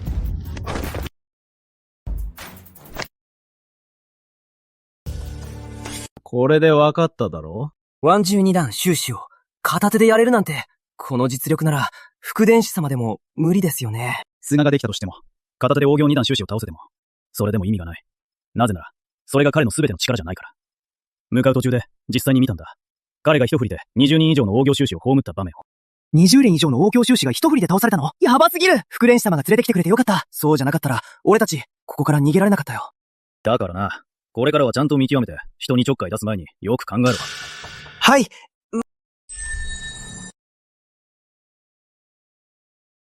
清水先輩、ありがとうございます。ここの霊下の7割を譲ってくれて、今後何か必要なことがあれば、いつでも星雲峰に来てください。うちは後輩。そんなことないよ。あなたがいなかったら、3割の霊下どころか、私たちの命まで危なかったかもしれない。3割もいただくなんて、もう恐縮してしまいます。1狩りだけ残しておいた方がいいと思います。残りは全部お渡しします。まあもう十分だ。この話はここまでだ。俺もそろそろ行くよ。弟子を探しに行く。じゃあ、失礼する。お気をつけて。なるほど。須崎瀬魔王が怖まっていたのは私じゃなかったんだ。あの時、なんでだろうって思った。私の実力で戦わずに魔王を退けるなんてありえない。魔王が逃げたのは霧島後輩を恐れていたからなんだ。ああ、シェーツ。戦時の争いも終わった。そういえば、聖女が霧島後輩を弟子にした時、周りからはいろいろ言われてたよね。誰も予想してなかったけど、あんな目立たない存在が聖雲峰の峰主ってこんなに隠してたなんて。建造の阻止が来ても勝てるとは限らないよね。ジョーのことは誰にも話してはならない。もし話したら、命はないと思え。はい！清水千鶴が霊下の7割を俺にくれた。この霊下は五等級の品質だ。王郷収支の周囲がすぐに上がるんだ。だからこそ、清水千子は霊障丼の王郷強者と揉めることになったんだ。はあ。この霊下を弟子に投資したら、どんな変換があるんだろう。ちょっと気になるな。システム、君の限界を見てみたいな。数十が弟子に投資しました。5等級霊下100個を投入しました。反感で、聖級霊下、退去下を獲得しました。退去下によって霧島は退去の道を獲得できます。これからは空間や地形を気にせず、退去を自由に旅できる。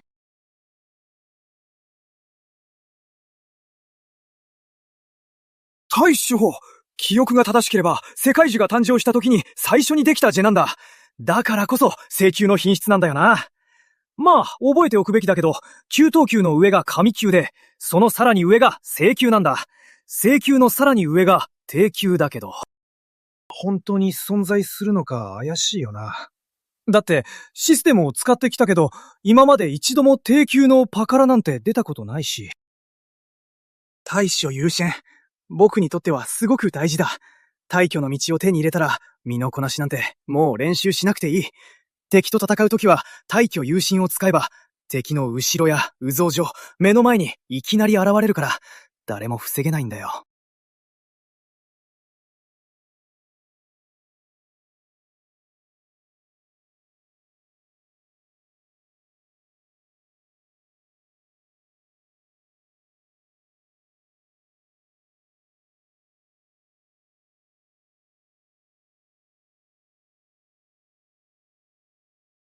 さすが世界樹だ！初めて結ばれた字。一口食べれば悟る必要もなく、すぐに大道の法則が手に入る。もしかして、これが古代先民たちの修行していた環境なのかな？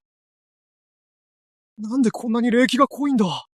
あ、何かの宝物が現れるんだ！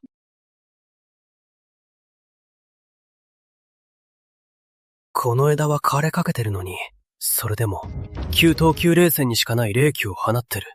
ピークの時は、本当に想像できないほどだよ。近くにいるほど、兵器をたくさん吸える。残念だけど、俺たちは外側にいるしかないな。スイナスキ、強すぎるよ。さっき王系の修士が2人いて、彼女の場所を狙ったけど、彼女が1人で2人を相手にして全部倒しちゃった。彼女、現ランキングの天才に違いないよ。気づいてないの？内側に残ってるのは彼女だけだ。王教の修士ですら、彼女には誰も逆らえないんだ。この枝の霊気、めちゃくちゃ強いな。さっき手に入れた霊線と同じくらいだ。あれ？さっき霊線を取り合った。俺が一撃で倒した彼女か。相撲、この霊気が必要なのよ。ちょっと交渉してみるか。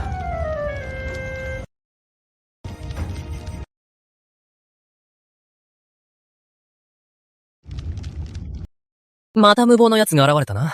ひょっとして、相手がまだ王者校になってないから、楽勝だと思ってるのか？ネイカワは王教ばっかりだぞ。彼女だけ豪教なんだ。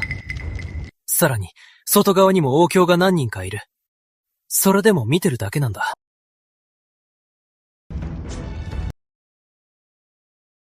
まさか、あの人。今までで同じ教会で私を倒したのは彼だけ。しかも一撃だった。俺は水無月様が一撃で瞬殺すると思う。俺は逃げたな。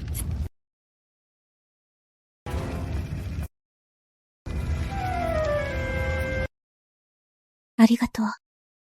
どけ。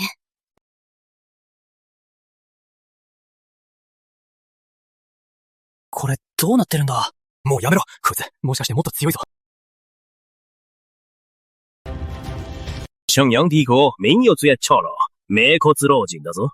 俺は王教2段完成だ。王教3段まであと少しだ。差をつく。どけ。行動っそ。ミンゴスだ。西洋帝国の者同士だろう。俺は全明僧の最上位長老だ。明月教と俺の数門には死の因縁があるが、今は9等級聖域の中だ。ここで殺し合って他人に笑われるだけだぞ。場所を開けろ。死ぬしかないぞ。わかった。消えろ。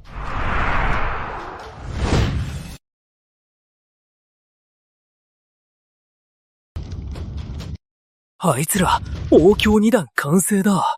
あいつらがやり合うと、この福地の霊金が煮られちゃう。誰にも止められないんだよ。気づいてないの？水無月も不満そうだけど、何も言わないよね。あんなすごい人でもどうしようもないんだ。俺たちも黙っていよう。たく、おい、そっちでやってくれよ。こっちの修行の邪魔なんだけど。こいつ一言だけで水無月氏が場所を譲った。実力は相当強そうだ。俺もわざわざ戦う必要はなさそうだ。お前、今なんて言った？どうやら人の言葉もわからないみたいだな。嘘だろ？長年俺と争ってきた。いろいろ手を尽くしたのに、倒せなかった冥骨老人があっさりやられた。しかも、一太刀で。やっとわかった。水無月めがなんであいつに場所を譲ったのか。そうか。そういうことか。この場所で、これ以上争いは起こすな。もちろん、どうしてもやりたいなら、好きにしろ。ただ、さっきのあの老人の末路を、よく。危なかった。俺は、冥骨ほど短気じゃないし。さっき俺も霧島にイラッとしてたけど、冥骨より遅れててよかった。危なかった。俺が死ぬとこだった。冥骨ですら受け止められなかった一撃。俺も絶対受け止められない。ビルは一体どれほど強いんだろう。こんな小さな穴なき七国で、なんでこんな化け物が現れるんだろう。霧島の限界は、まるで底なしの穴みたいで、全く終わりが見えない。君が、これが霧島の限界だと思った瞬間、彼はさらに上を見せてくる。それはほんの一部に過ぎないんだ。一撃で私を倒した後、霧島はさらに一撃で、王教2段、完成の強者を切った。彼と比べたら、現ランキングの上位10名ですら、天才なんて呼べないよ。まだ半日しか経ってないのに、この枯れ木の霊気が、なんともう尽きてしまった。でも、俺にとっては大きな収穫だ。王教の周囲が固まっただけじゃなく、さらに一歩進んだ。王教1段完成から、王教2段にまで上がった。2段完成まで、あと一歩だ。考えてみてよ。王教に突破して、まだほんの数日しか経ってないのに、この速さ、まるで、ロケットに乗ってるみたいだ。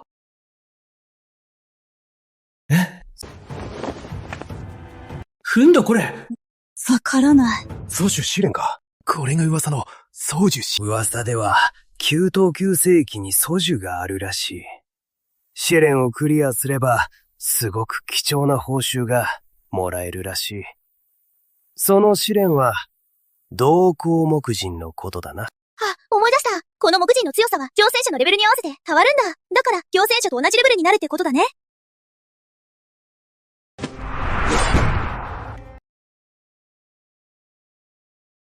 これが同行木人を倒して報酬か。うわ、まさか、9等級、殲滅剣人図とは。イミチマさん、弟子への投資が完了しました。9等級、殲滅剣人を獲得しました。特別変換で判定級、万古剣人を獲得しました。うわ！J級って本当に存在…マジか。J級って本当に存在するんだ。今回現れたのは判定級だけど、殲滅剣人よりも確実に強い。よし、修行だ。うん。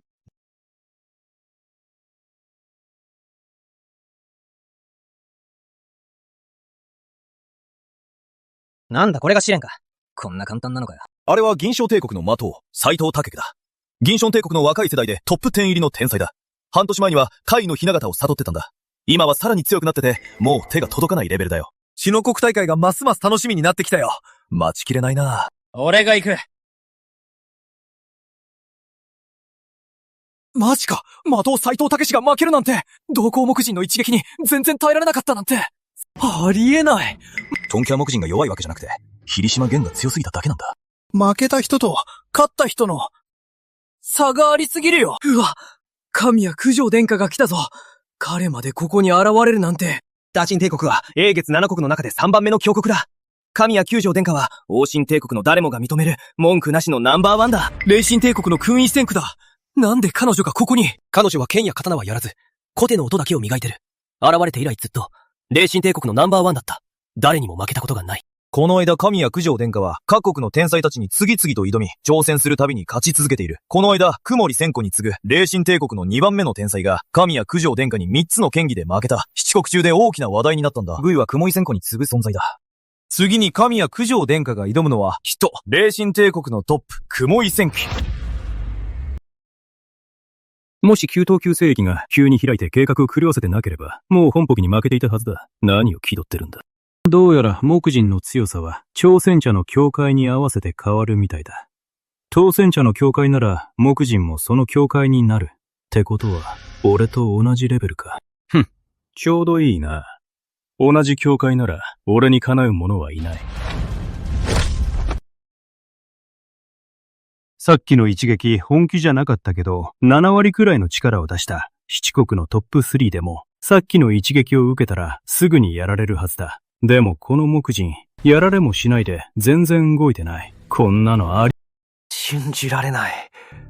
俺は、神谷九条が、英絶七国のトップだと思ってた。まさか、彼まで木人にやられるなんて。でも霧島は一瞬で木人を倒したんだ。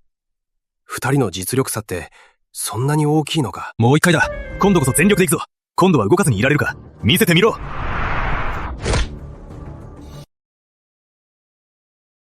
ほら、やっぱり神じゃないじゃん。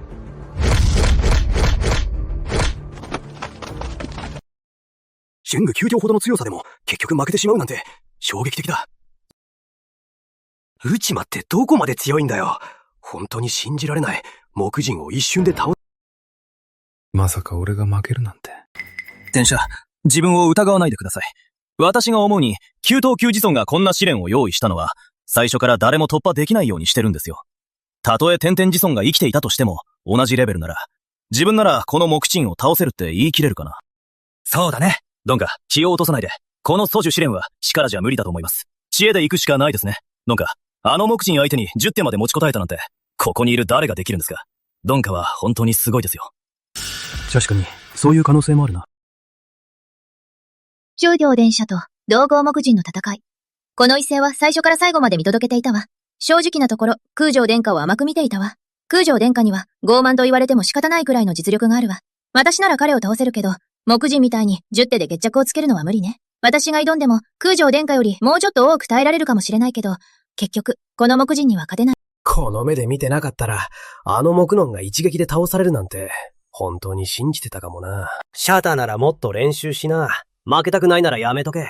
そんな余計なことして、何やってんだ。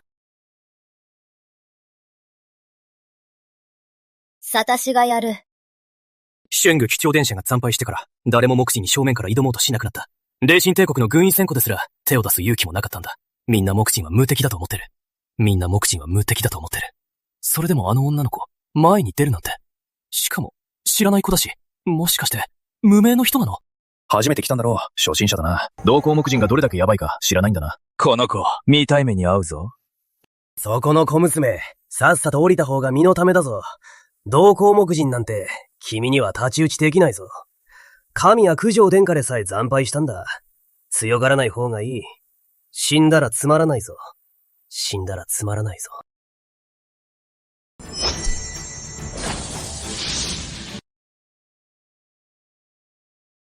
シャニグ丘陵電車が全力で攻撃しても、木人を交代させたのはせいぜい3、4歩だけだった。あの子、さっきの一撃、霊気も全然感じなかったのに、それなのに木人を十数歩も後ろに下げるなんて、二人の実力差、桁違い。ハールケンで同行目人を倒すなんて、空城殿下が同行目人には勝てないって前に言ってたけど、結局、実力が足りなかっただけか。よくやった。だが覚えておけ。剣士は一剣で三ガすら砕けるんだ。君は二剣で同行目人を倒した。誰が見ても文句なしだが、俺からするとまだ完璧じゃない。君の実力なら一剣で同行目人を倒せるはずだ。もっと鍛錬しないとな。は？この女衆が二剣で同行目人を倒すなんてありえないだろう。あなたが言うと、まだ欠点があるってことになるのかよ。どう見てもわざとケチつけてるだけだろ。お前、何様のつもりだ？ここで偉そうに評価してるのか。師匠、ウーセの通りです。師匠、わかりました。師匠？この青年が、あの絶世の女剣士の師匠なのか。姉ちゃん、行こうか。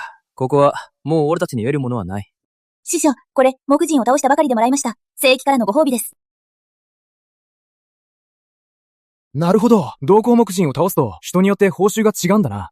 師匠が君のものをもらうなんて、ありえないよ。持っておけ。次の機縁を探しに行こう。はい。人によって、もらえるものが違うんだな。師匠が君から何かをもらうなんてしないよ。それ持って一緒に次の聖域へ行こう。はい。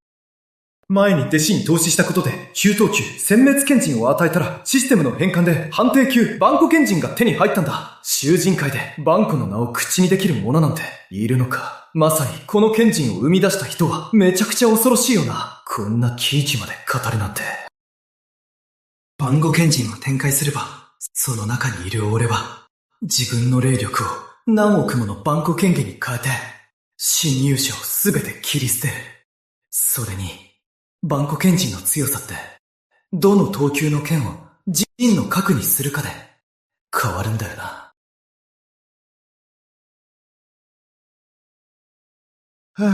でもな、今の俺には、今の俺が持ってる中で一番いい剣って言っても、たった5等級の剣なんだよな。昔の話だけど、大量のお金を使って材料を買って、カシア帝国で有名な鍛冶師に作ってもらったんだ。この剣が基礎だから、呼び出せるのは、せいぜい100本ちょっとのバンコ剣技だけなんだ。もし6等級の剣に変えたら、同時に数千本のバンコ剣技を操れるんだ。結局さ、やっぱり貧乏なんだよな。6等級の剣なんて値段がとんでもなく高いし、10億霊石持っててもそれでも買えないんだ。それに、この5等級の剣は俺の剣道の土台なんだよ。もし弟子に渡したら、俺の実力が一気に落ちるんだよな。もっといい武器を手に入れないと、剣道の土台を新しい武器に変えて、やっと解放できるんだ。よし。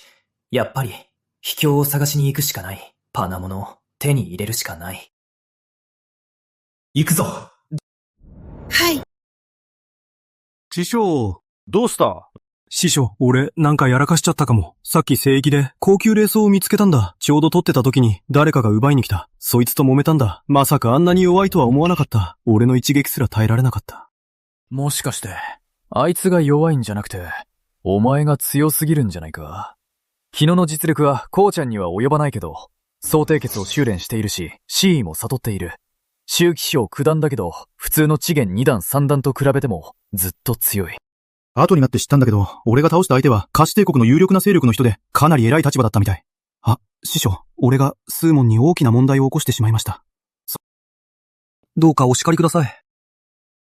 何か大事なことかと思ったら、誰が叱るなんて言ったんだ。まあ、今は置いといて、この件はお前のせいじゃない。それに、お前に手を出してきた時点で、もう覚悟はできてたはずだ。殺される覚悟はできてたはずだ。もしお前より強かったら、お前がやられてたんだよ。だからお前は何も悪くない。自分が師匠に、シューモンにも大きな迷惑をかけてしまったと思ってたし、殺してはいけない人まで手にかけてしまったって、まさか師匠がこんなに自分を持ってくれるなんて。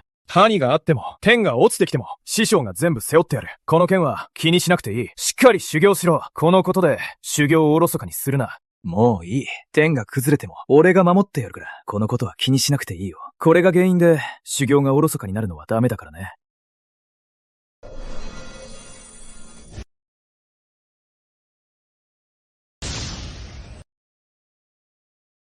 この判定級の万古賢人は普通の工法とは一味違うな。普通の工法は1段から9段まで分かれてる。あるいは前期、中期、後期、円満って区分もある。この万古賢人ってさ、入美、小生、大成、円満。この4つの段階しかないんだな。もう創生まで鍛え上げた。円満まであと2歩だ。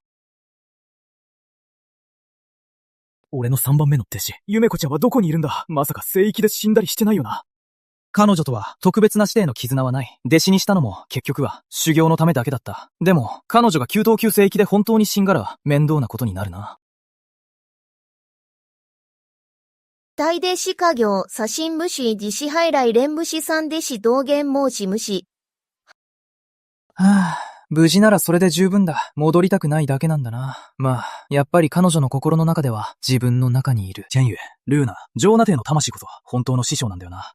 自分なんて、ただの頼れる場所でしかないんだ。まあ、生きてればそれで十分だ。もう、放っておこう。中等級聖域の次は、西洋剣争大会か。今回は聖女陰、風風と聖子ロコ天候の対決が、この大会を、すごいことにしそうだな。西洋剣争大会で1位になれば、7等級の貫薬がもらえるだけじゃなくて、さらに、新旧聖域に入れるチャンスも手に入る。この聖域は、9等級聖域よりずっと価値が高い。西洋剣争が1000年かけて積み上げてきたものだから。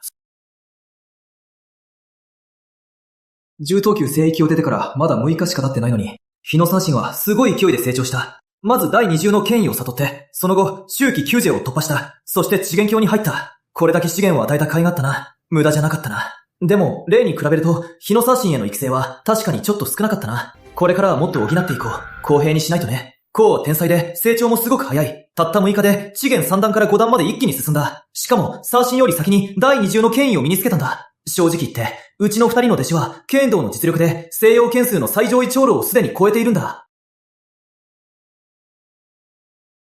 万全の準備ができた。あとは大会が始まるのを待つだけだ。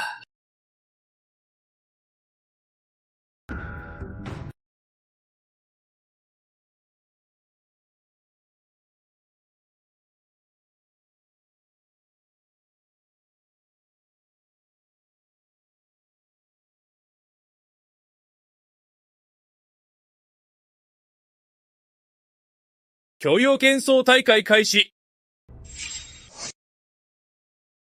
弟子の皆さん、抽選はすでに終わりました。では発表します。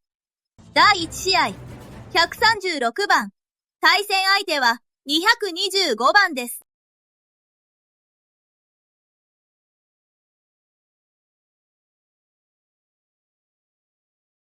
え？初戦が私なの？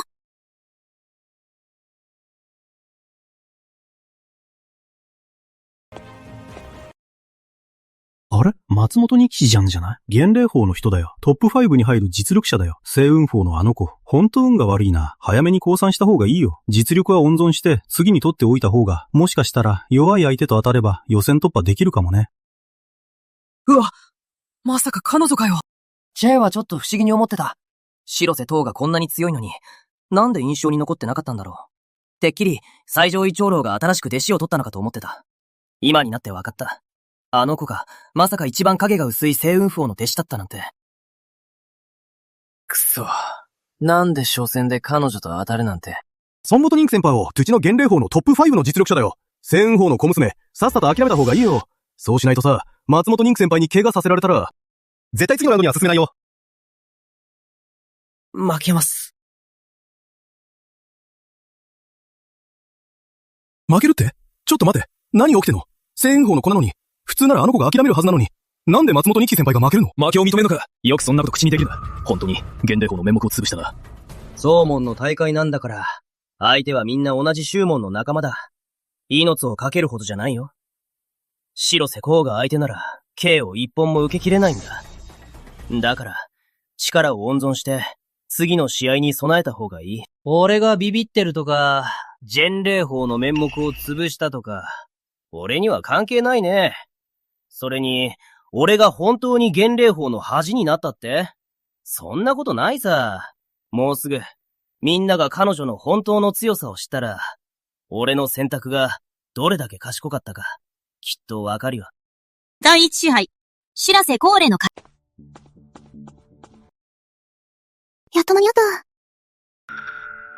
トニワラミュメズの中の天は栗の女帝の霊体がいつの間にか消えてる？もしかして消滅したのか？まだ次元4段だ。何も変わってない。でも彼女の気配は数ヶ月前よりかなり強くなってる。どうやらこの数ヶ月でかなりの奇遇を得たようだ。まあ、考えてみると笑っちゃうよな、ゆめこ。この数ヶ月で得たチャンスは、ソジン兄やレイちゃんと比べてみると、やっぱり大きな差があるな。もしあの時、彼女が素直に修行してたら、俺の想定形を、彼女の才能を考えれば、天元境まで行けたかもしれないな。仕方ないな。これも彼女が選んだ道だ。名義だけの師匠だけど、私たちの関係は名前だけ。でも、西洋剣僧にいる以上、形だけでもちゃんとしないと。ただ、霧島先生はまだ眠ったままで、まだ目覚めていないんだ。心配ない。今の私なら、聖女を倒して、大妃で1位になるのも楽勝だ。先生はまだ眠っているけど、心配しなくてもいい。先生が目覚める頃には、私は大妃で1位を取って、神級聖域に入って、先生の魂を癒す、玉策も見つけてくるから、霧島先生、待っててね。私からの嬉しい知らせを届けるから。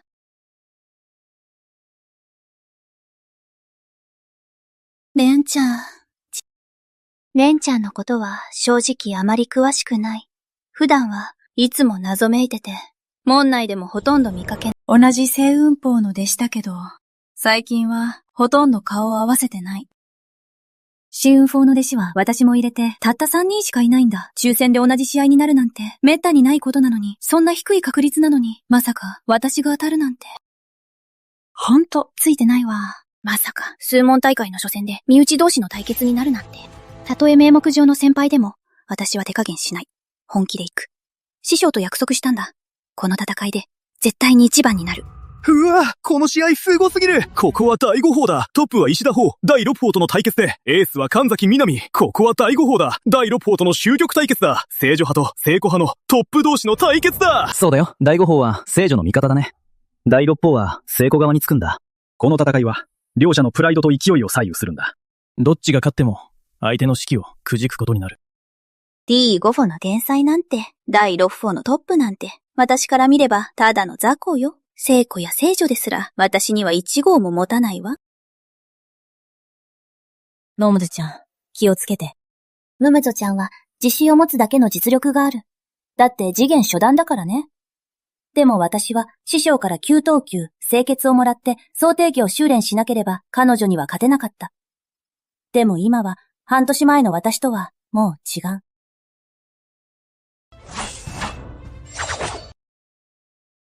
なかなかやるじゃん。でも、私と比べたら、まだまだ遠いね。もういいわ。実力を隠すのはやめよう。大会で1位を狙うなら、どうしても実力をさらけ出すことになるし。じゃあ、人たちで、この戦いに決着をつけよう。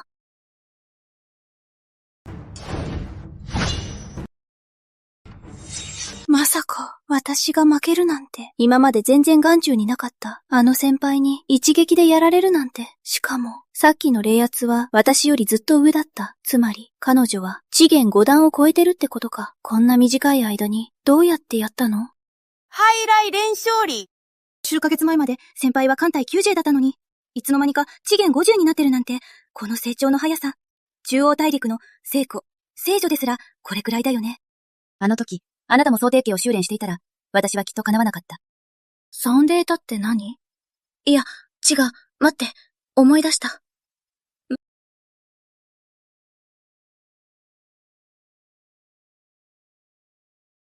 万年チェン、ルシマ先生が私たちに広報をくれた。でもその時は、憧れていた師匠から9等級広報をもらったことで、霧島先生のくれた広報は、すっかり頭から抜けてた。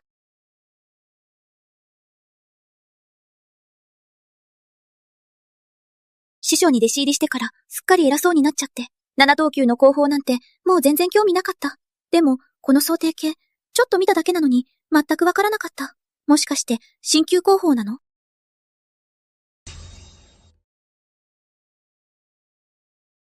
三久島が半年前に私たちにくれたあの広報が、まさか神級広報だったなんて。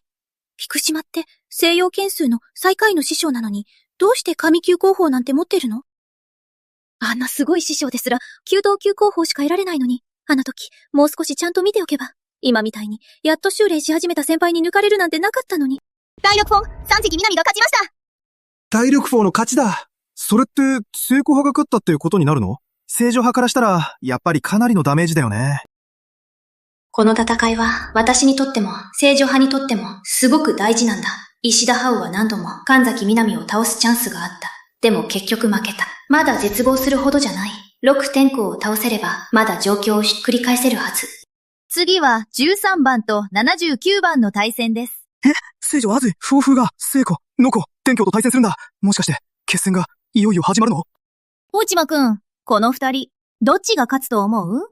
予想は難しいね。でも、俺も聖女を応援するしかないかな。そうじゃない？まさか、こんなに早くこの勝負が来るとはな。まあ、俺には都合がいいけどな。俺とお前の間、ここで決着をつけようぜ。この場で宗門の幹部や、弟子たちの前で、みんなに分からせてやる。俺こそ、小宗主になる、一番ふさわしい男だ。忍寺、風空、お前にはその資格はない。資格があるの？じゃあ、腕で証明しよう。敬意のひな形。内間くん、ちゃんと見てたでしょ？西洋剣像では、真意を悟れるのは最上位長老と玄剣祖師だけなんだ。真意のひな形を悟れるのは10人もいないんだ。聖女はその中の一人よ。もちろん、聖子もその一人よ。この若さで、聖意のひな形をここまで悟るとは、暗示、風空、聖女の名に恥じないね。この権威は聖女のものよりずっと力強いな。聖女がいるから。新四剣尊はこれから、東シェン帝国でのランキングもどうなるかわからないよな。もっと上に行けるかも。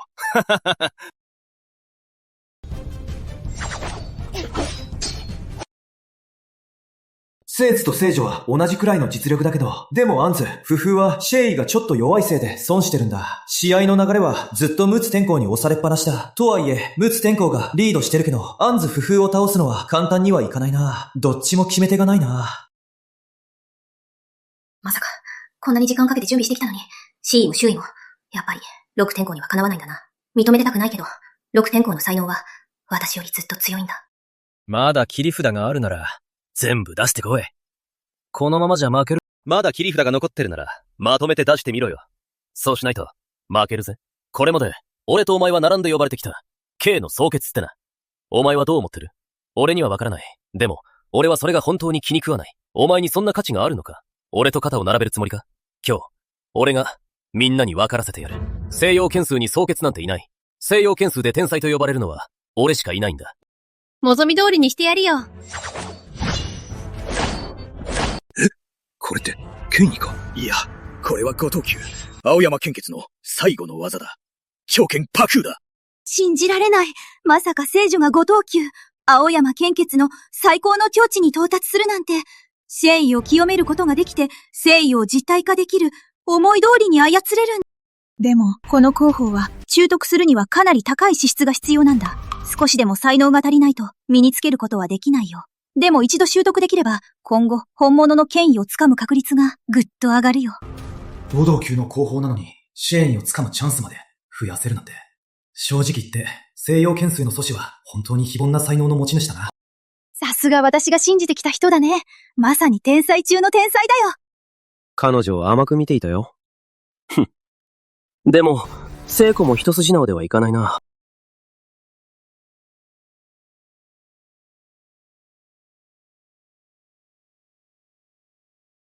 ありえない。一体何をしたの？ちゃんと5等級の献血を最高レベルまで極めたのに、それでもあなたに傷一つつけられないの。一体何をしたんだ？5等級、青山献血の最高レベルまで悟ったのに、それでも君を傷つけられないなんて。無等級強酸献血。新4検査の中で、君だけが青山献血を使えるわけじゃないよ。清水シューズ、俺の勝ちだ。聖女聖夫婦、白。小尻奥田聖、小。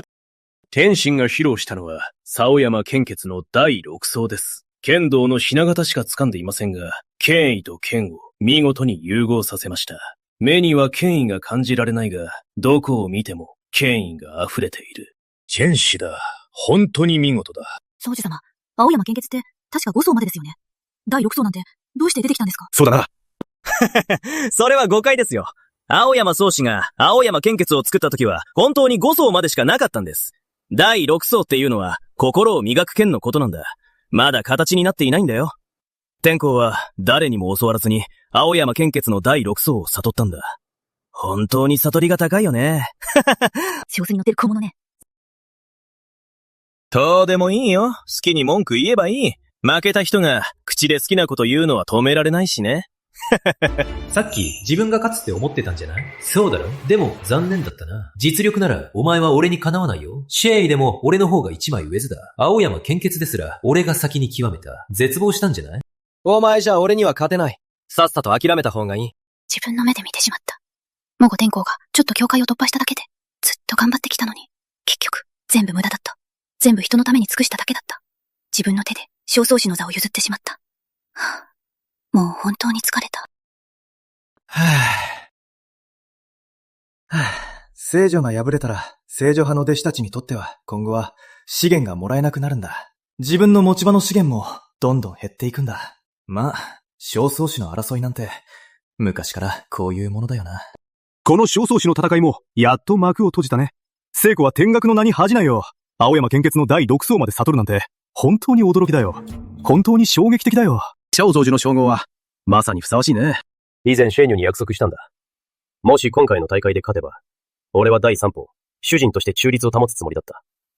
でも約束は約束で、正直、聖女が陸奥天功に勝てるとは、最初から思ってなかったんだ。今思えば、確かに彼女には、少々種になる器じゃなかったんだ。うちの霧島峰ぬ。今回の勝負、満足した？おっと、俺もつい忘れちゃって。悪かったな。霧島峰主、つい忘れてたよ。そうか。まだ聖子派じゃなかったんだな。内間フォンジュ、やっぱり、あの時の選択を後悔し、あんたの峰主の座も、もう終わりだろうな。残念だったな。神様でも後悔薬は手に入らないぜ。今更後悔しても、もう遅いんだ。今のうちに生きがってろよ。もっと調子に乗ってみろよ。そうしないと、その座を自分より弱い緊張老に奪われた時、その時のお前の勘は、きっと見ものだな。ずっとこの瞬間を待ってたんだぜ。次は79番と129番の対戦です。29番。また聖子かよ。聖子がまた出るんだ。やった29番って誰かな？まさか聖子殿下と当たるなんて、実力があるといいな。聖子に一発で負けないでほしい。これなら、聖子の剣をじっくり観察できるな。本当にさ、聖子の技を見るたびにめちゃくちゃ参考になるよ。聖女ですら、聖子にあっさり負けたし。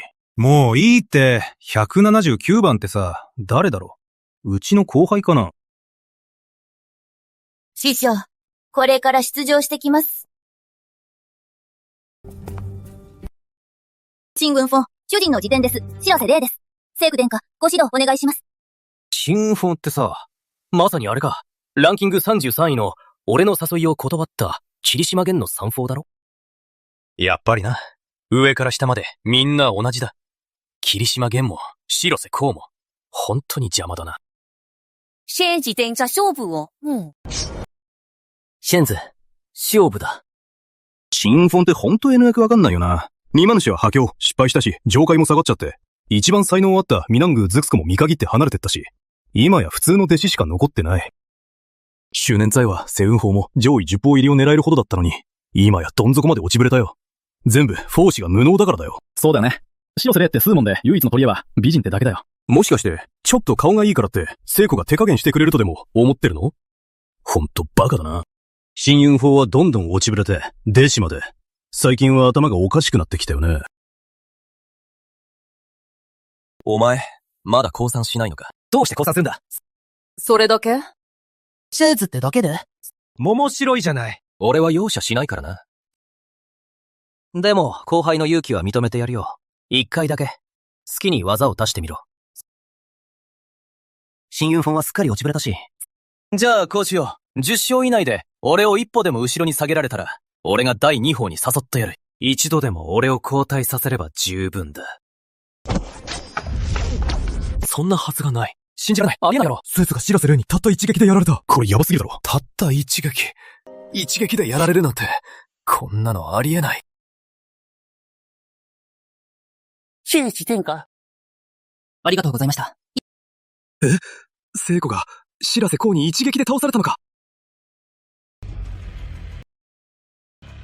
ルーテン氏はご当中、青沢献血の第6式を見つけて、聖女を倒してトップになったはずなのに、まさか負けるなんて。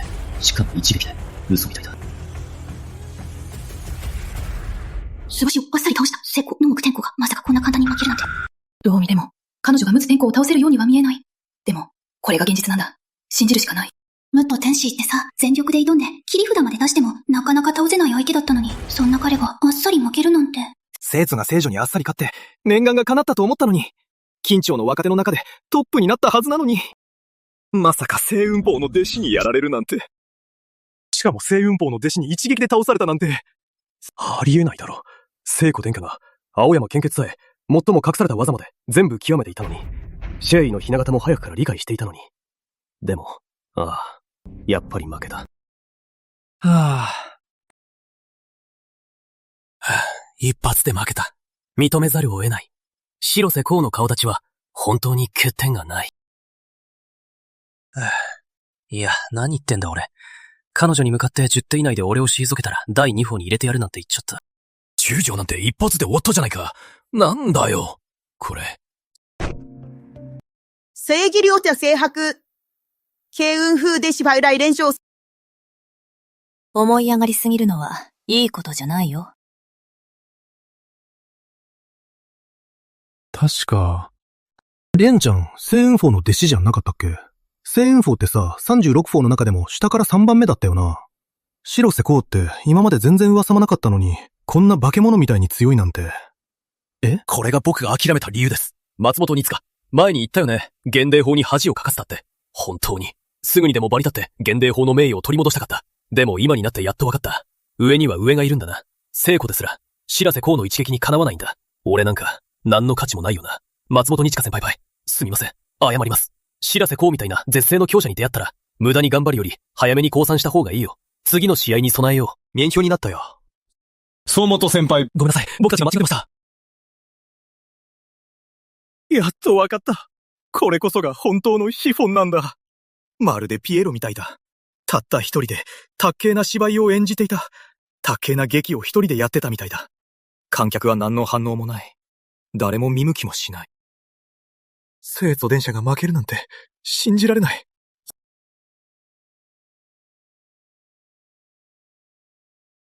負けは負けだ。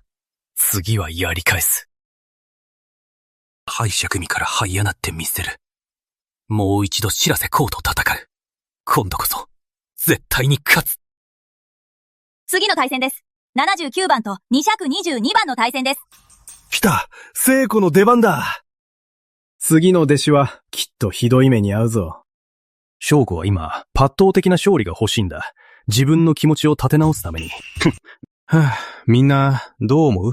次の弟子は、聖子の前で何秒持ちこたえられるかな？ついに俺の番だ。師匠、必ず先生のために、この勝利をつかみます。新フォンデーゼ、ヒエ、サジンです。聖様、お手合わせお願いします。新聞フォンかよ。また聖雲フォン。バイセ教に負けたせいで、俺の計画は全部めちゃくちゃになった。絶対勝てる状況だったのに、全部のアドバンテージが全部台無しになった。約束してた中立を守るって、第三方のミネル島でもう揺らぎ始めてる。星雲方面。霧島が俺の陣営に加わってくれてたら、今日みたいな屈辱を交わうことなんてなかったのに、今日こそ、殺してやる。血を見るぞ。霧島に、俺に逆らうとどうなるか、思い知らせてやる。なんてことだ。あれ、五等級の宝剣じゃないか。シェイト様、本気で怒ってる。これ、マジで殺されるぞ。ねえ、あの先輩、まだぼーっとしてるの？早く降参しろよ。死んじゃうぞ。俺の実力は、こうちゃんには及ばない。俺、才能も普通だし。でも、モーク、天子、お前なんて、何様だよ。長い間いろいろ考えてきたのに、こうちゃんにも勝てないくせに。その怒りを、俺にぶつけるつもりか。こうちゃんは甘く見ない方がいいぞ。星雲峰も侮れない。俺だって、簡単にはやられないから。嘘だ。あいつ、バカか。ただの凡人が、先輩の最強の一撃をかけずに受けるなんて。たかが資源教一段かよ。レンちゃんができるからって、自分もできるとでも思ってんのか。評論されて当然だろ。僕の才能は、確かにごく普通だ。でも、僕は技を出すたびに、全力を尽くすんだ。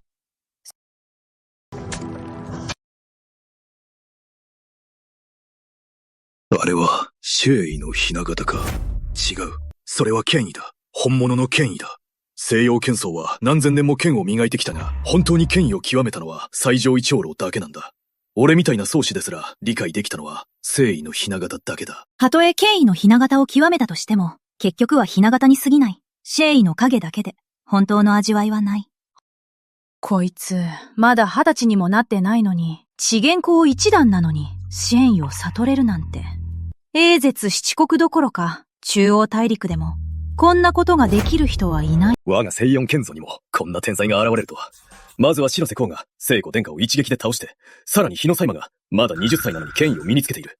本当にうちの西洋剣祖は恵まれてるな。俺の知ってる小四剣祖は、こんなはずじゃなかった。白瀬公だけでもう十分なのに、今度は日の差しまで食うのかよ。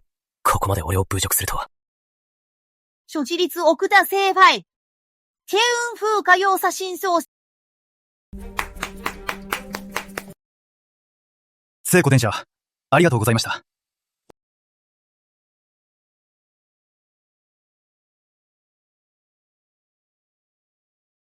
49番対2055番。桃源妄想。また星雲峰なの？なんでまた星雲峰？深海も聖子殿下、また負けちゃうんじゃない？星雲峰と徹底的にやり合う。聖子殿下、星雲峰に2回も負けてるよ。最初は星雲峰の首席弟子だったし、今度も、また星雲峰の3ですか？今度も負けたら、本当にまずいことになるよ。星雲峰にはもう絶対に負けない。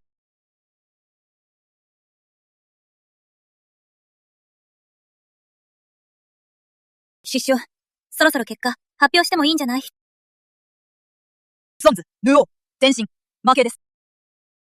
富原、ゆめ子の勝ちです。3連敗か。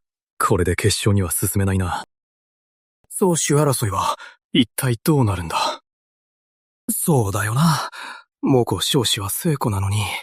剣才上の天才って言われてる正門の聖子が、まさかの3連敗で、正門大会の決勝にも行けないなんて。これ、誰が信じるんだよ。新雲峰って、一つの峰に化け物みたいな天才が3人もいて、全員が聖子をボロ負けさせてるんだ。特に星雲峰のピトー弟子火の三叉は、まだ19歳なのに戦意を悟ったって。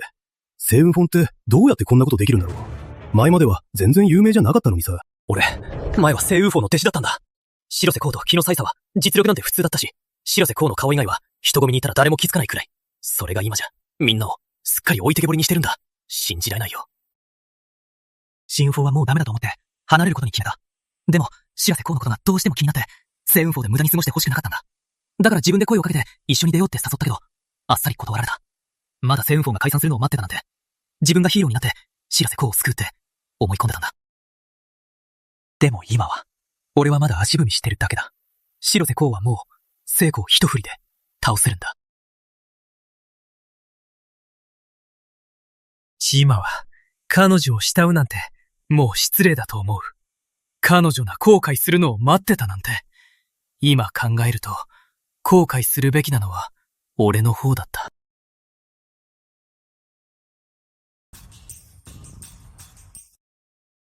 総問大会、これにて終了とします。それでは、結果を発表します。4位、聖女院寺、夫婦。3位、星雲峰、日野三巡。2位、星雲峰、桐原夢図。1位、星雲峰、白瀬玲。まさか4位とはね。でも4位なんて気にしない。モコ天候なんて決勝にすら残れなかったし、トップ3は、また星雲峰の人たちか。しかもみんな私の仲間。結局、手に入るのはうちのものになるのよ。今日こそ聖子派の勢いを徹底的にくじいだわ。これからは、ロコ天候はもう偉そうにできない。多分、しばらくは顔を上げて歩けないわね。これで、私たちの陣営と聖子派の勢力図もすっかり入れ替わったわね。確かに、私も最初は星雲峰が強くなるなんて思ってなかった。でも、モゴ天候ほど高慢じゃなかった。どんなに小さくても、ちゃんと利益になると思ってた。まさか本物のドラゴンに巡り会えるなんて。天元峰のナジか。俺が峰主でいられるのも、もう長くなさそうだな。まあ、君の言う通りだ。誰が後悔してるか、すぐわかるよな。な。お前もだろ。峰主になりたかったんじゃないのか？俺からのアドバイスだけど、天元峰に行ってみろよ。天元峰は、もうすぐ峰主の席がさらくんじゃない？ふん。ワンゲン球団、ついに突破した！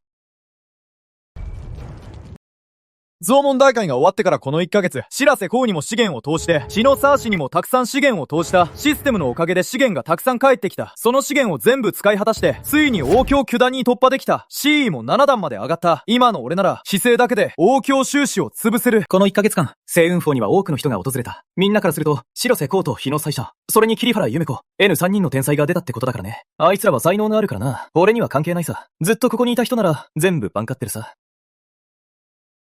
帰れ。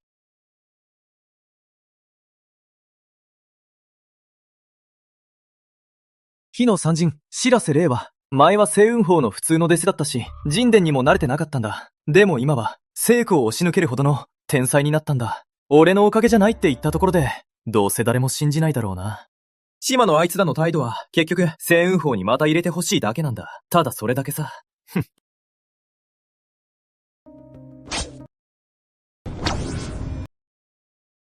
莲家。莲家。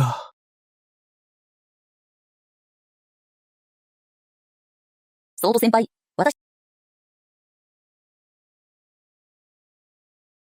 私に会いに来たのは、星雲峰に戻る手助けを頼みたいからじゃないの？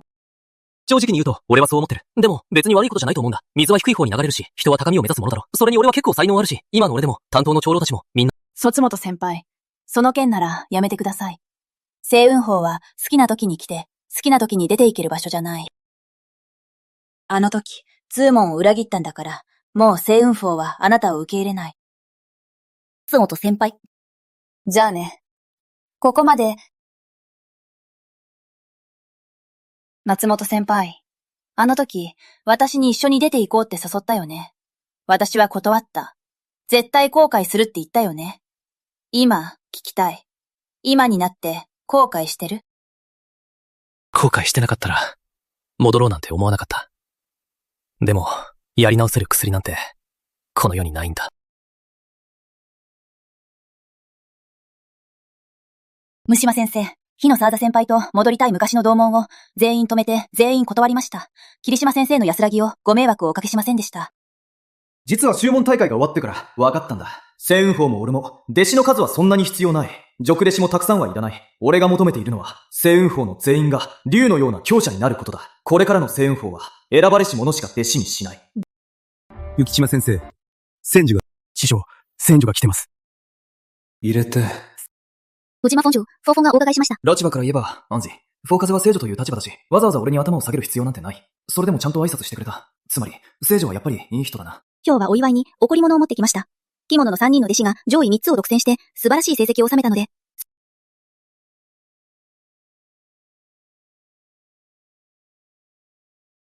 こちらは五等級治療炭です。昔偶然手に入れた貴重な品です。星雲峰の皆さんが助けてくれなかったら、私はきっと取り返しのつかないことになっていたと思います。本当に感謝しています。そんなの大したことじゃないよ、刷新。海島おめでとうございます。9等級治療弾を返還します。5等級治療弾を投資します。治療弾か。まさか、損者社会の強者まで治せるなんて、すごい薬だ。価値を考えると、英絶七国の半分を売っても、一つ手に入れるのも無理なくらいだ。これは儲かったな。三島フォンジュが支えてくださって、本当に運の良かったです。第3フォンジュは、最初は私の行為を絶っていたんですが、大会が終わった後、自分から第一歩を訪ねてきて、もうどちらにも偏らなくなりました。ノク電工側でもなくなりました。これも霧島フォンジュのおかげです。霧島フォンジュのご功績です。霧島フォンジュがいなければ、お二人の弟子の助けもなければ、私は立場を保てなかったでしょう。聖女の地位も守れなかったと思います。ましてや、小操縦の職にも手が届きませんでした。この5等級治療弾は、ほんのご挨拶です。この後用事があるので、失礼し。師匠、ディシュは、師匠の名に恥じない結果を出しました。末門大会で優勝できました。これが優勝した時の賞品、7等級の源流弾です。師匠に送りたいと思っています。どうか嫌がらず受け取ってください。こんな貴重な弾薬を、弟子へのご褒美にするなんて、数問も随分奮発したな。弾薬、ありがたく受け取るよ。何か欲しいものはあるかい？私は何もいりません。師匠のお仕事なら、私がお手伝いします。いつも私のことを気にかけてくださって、この源流弾は師匠に差し上げたくて、これ以上ご褒美をいただくなんて、さすがにずうずうしいですよね。レンちゃんは、本当に俺の好みに合ってる。感謝の気持ちもちゃんと持ってるし、俺の投資のほとんどは彼女に注いできたけど、無駄じゃなかったな。でも、俺がレイちゃんにご褒美をあげるのはさ、感動させたいわけじゃなくて、カンカンが目的なんだ。源流弾はレイちゃんからもらったものだし、またそのまま返したら、カンカンは発生しないよな。そうだ、前に王卿を倒した時に手に入れた収納リングがまだ分けてなかったっけ？これは前に聖域で王卿を倒した時に手に入れた収納リングだ。中には霊石が300万くらい入ってる。とりあえず持ってて足りなくなったらまた言いに来てね。はい。特別変換が発生しました。おめでとうございます。大吉です。300万霊石の投資で9等級10元霊弾を獲得しました。道間さん、大吉です。特別変換を獲得しました。300万霊石を投資。9等基礎元霊弾を入手。うわ、めっちゃ運がいい。特別変換がなかったら、霊石がそのまま戻ってくるだけだったのに。でも今回はなんと、9等級10元霊弾がもらえた。この弾薬は、デキョウ以下の収支なら、体を作り直せるんだ。高価なものだけど、でも俺には必要ないんだよな。さあじゃあね、この7等級、千竜弾は、スブトウちゃんが、数問大会でみんなを圧倒して手に入れたものだ。今日はこれを君に授ける。しっかりやるんだぞ。もっと成長してくれ。しっかり修行しなさい。ありがとうございます、先生。おめでとうございます。7等級源流弾を投資しました。新旧旧有元名言弾が返還されました。新種旧有名言弾。めちゃくちゃ珍しい古代の霊弾なんだ。飲んでも特に効果はないけど、これを飲むと、旧有名言体が覚醒できるんだ。この弾薬は、狭山に最適だ。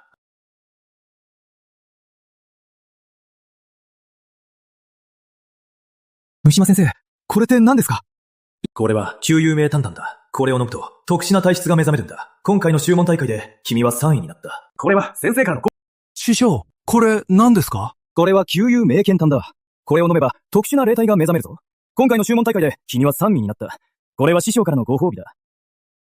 特殊な霊体？嘘だろ。師匠がいつも太っ腹なのは知ってたけど、特殊な霊体なんて、さすがにやりすぎじゃない。公共、修士だって、こんな宝物を弟子にあげるなんて普通はしないよね。師匠、本当にありがとうございます。これからは師匠のためなら、どんなことでもやります。命をかけて、恩に報います。殺人は霊ほど賢くはないけど、誠実で頼りになる。確かに信頼できる弟子だ。さあ、早く飲みなさい。体質を変えろ。人生を変えろ。これか。俺の3人の弟子の中で、1番弟子のサイサは、新旧、中有名言体だ。2番弟子の白瀬光は、9等級、身体だ。3番弟子のゆめこちゃんは、8等級、幽水元体なんだ。星雲峰には3人のエリートがいる。誰一人として落ちこぼれはいない。平均しても、現一全体を見渡して、誰も太刀打ちできない、圧倒的な存在だよな。でも、こうなると、ゆめこちゃんは3人の中で一番下になっちゃった。取ってるってことだよね。今のゆめこちゃん、まだ笑っていられるのかな。でも、くめきたことで、ゆめこちゃんが3人の中で一番下になっちゃったんだよな。今のゆめこちゃん、まだ笑っていられるかな。もし他の人だったら、増問大会で2位になっただけで、きっと大喜びするはず。でも、私はそうじゃない。私の目標はただ一つ。西洋剣図、新旧聖域だけ。でも、トップにならないと入れないんだ。どうしたらいいんだろう。ゆめとちゃん、どうしてそんなに元気がないの？何か悩みでもあるの？師匠。こんなに長く眠ってたなんて。ゆめこちゃん、種毛大会はもう終わったの？優勝できたの？師匠、期待に応えられませんでした。私、うまくいきませんでした。大会で1位になれませんでした。気にしなくていいよ。君が全力を尽くしたこと、ちゃんとわかってるよ。そんなに自分を責めなくていいよ。でも、トップが君じゃないなら、他に誰がいるの？聖子、野木天候も、聖女院図、破風も、二人合わせても君を脅かすことはできないはず。誰に負けちゃったの？ビラセ先輩です。舶来先輩し、須田氏は知ってる。白瀬こうなの。でも、彼女は関西九段でしょ？どうやって君に勝って、宗門大会で優勝できたの？関西九段と知元初段って、どんでの差があるよね。うちの弟子は私の技をいろいろ身につけてるんだ。西洋剣争なんて相手にならないし、英絶七国なんてなおさら、中央大陸の同じ教会の天才たちとだって十分戦えるはずよ。西洋剣争大会で負けるなんて。本当におかしいよ。師匠、実はこういう経緯なんです。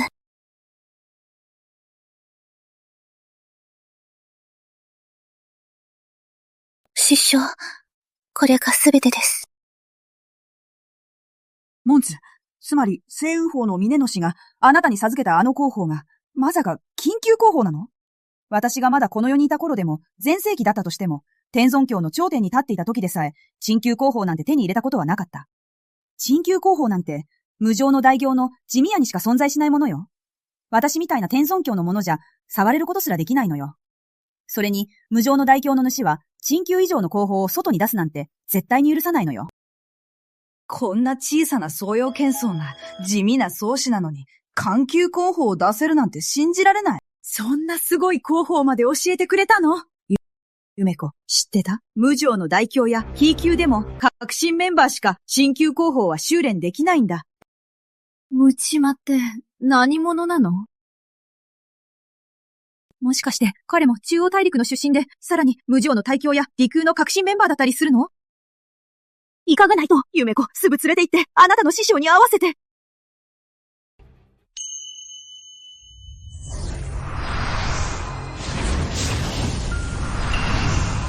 なんだこれ。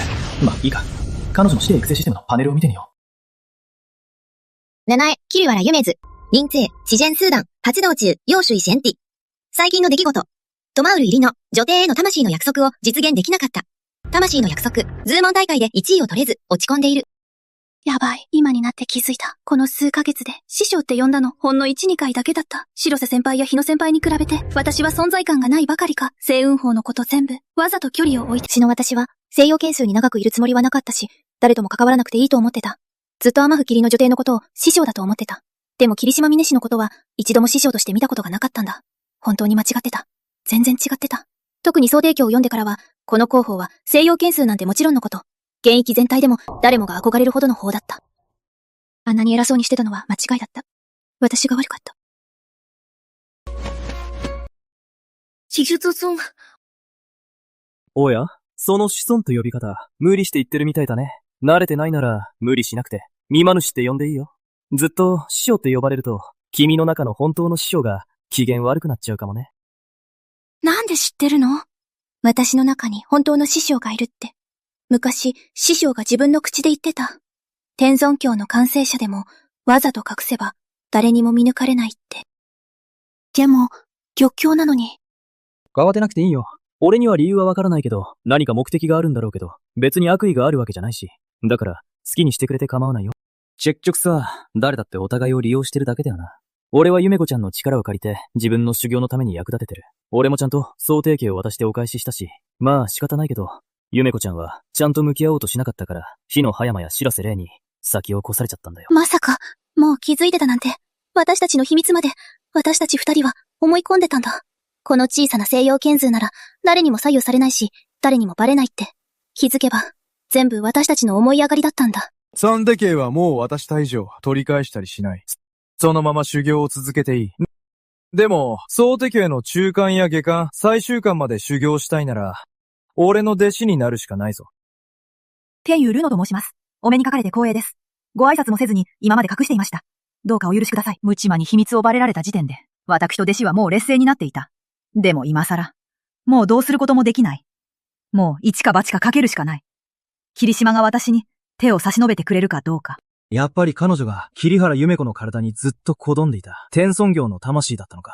態度も謙虚だし、堂々むって呼んでくれたし、俺たち二人を同じ立場に扱ってる。なかなかの人物だな。お前が夢子の師匠か。今は魂の姿でも。それでも、生前は皇者境だったんだろ？どうしてこんな小さな甲子園帝国の西洋剣数で力を隠してじっとしていたんだ。夢子みたいな抜群の才能がある子なら、君が連れて現役大衆でもっといい環境で育てるべきだろう。ダオヨウにはごまかせません。ゾモカシンがこのようなことをしたのは、西洋剣図のためです。新旧聖域の中のあるものが、私の肉体を再生させてくれるのです。でも西洋聖域には、数もの弟子しか入れないんです。私もどうしようもなくて、やむを得ず、こうしたんです。私のことは、見ての通り、英絶七国の人間じゃなくて、中央大陸の出身です。デーツに裏切られ、何人かの宿敵にはめられて、その結果、文字火で、肉体も失ったんです。偶然にも、霧島同友と同じような目に遭ってるなんて。確かに。もし星雲峰の南空絶湖に裏切られてなかったら、ここにたどり着くこともなかったかも。本当に気の毒な人だ。俺はせいぜい裏切られただけだ。南空絶湖も俺を殺すほど過激にはならなかったし。でも、天府霧の女帝は、そのせいで命を落としたんだ。ローテを失って、シモマは何とか逃げ出せて、現役に流れ着いた。その後、ゆめこちゃんと出会って、彼女の天賦に惹かれて、特別な試練を課したんです。その結果、師弟の情が生まれたんです。師匠、チンホンが、また弱くなってません。その後、西洋剣図の中に肉体を再生できる宝物があるって気づいたの。だから、ゆめこちゃんにここへ一時的に加入してもらった。まずはその宝物を手に入れて、それから考えようと思ってた。順調に行くと思ってたのに、まさかゆめこちゃんが代秘で2位になるなんて。これまでずっとゆめこちゃんには心血を注いできた。肉体を再生するつもりはあったけど、それでもゆめこちゃんのことは、ちゃんと愛弟子として育ててきた。惜しみなく教えてきたのに。でも、突然現れたダークホースに負けてしまった。これで、肉体を再生する望みも、もう完全になくなった。菊島さん、ちょっと無理なお願いがあるの。もしご協力いただけるなら、西洋聖域にあるあの宝物を、私のために取ってきてほしいの。もし私が肉体を取り戻せたら、100年間、あなたの修行を守ってあげます。フォージャゼンの合同者なんて、本当に貴重な存在だよ。信用建造なんてもちろん見つからないし、甲子園帝国でも無理だし、現役でも無理だ。どこ探してもいないよ。この条件はかなり誠意あるよね。よく考えればわかるよね。曖昧な約束だけじゃ、霧島峰氏が私のために危険を冒すことなんてないよ。ローティを取り戻せる宝物なんて、簡単に手に入るわけじゃないよ。その宝物は渡せない。もし、肉体を取り戻すだけでいいなら、俺なら別の方法があるよ。チェンチュー聖域の宝は、僕からは渡せないんだ。だって、こうちゃんがやっと、チェンキュー聖域に行けるチャンスを手に入れたから、彼女のチャンスを奪うことはできない。でも、ただ肉体を作り直すだけなら、別の方法があるよ。虫正さん、今何を言ってるの？新旧聖域の宝を手に入れたとしても、それで肉体を作り直せるかどうかは、わからないし、復活できるとも限らない。その宝物は、肉体を作り直すために必要なものの一つに過ぎない。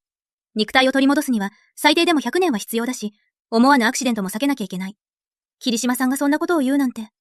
ただ肉体を作り直すだけだって、信じられないよ。ローク体を再生するのは本当に大変だ。これはまさに死者の復活よ。いくつかの手法が必要だし、異教の強者が自ら動かなきゃならない。異教の強者に動いてもらうには相当な代価が必要になるし、どれだけ大変かは想像できるよね。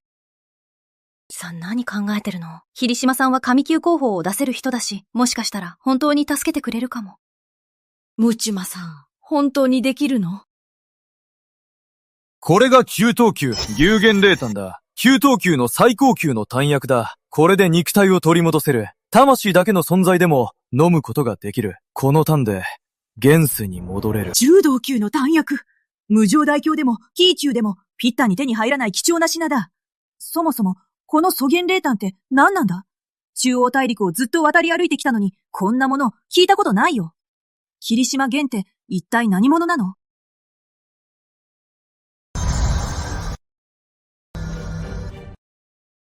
この丹薬、9つの文量がある。これが9門の9品丹薬か。このレベルの丹薬は、敵境の温暖地でも、生涯をかけても、一つも作れない場合があるんだ。霧島玄、本当に、この丹薬を私にくれるの？もちろん。でも、条件は変えるよ。100年じゃ短い。500年護導してもらう。この条件でどう？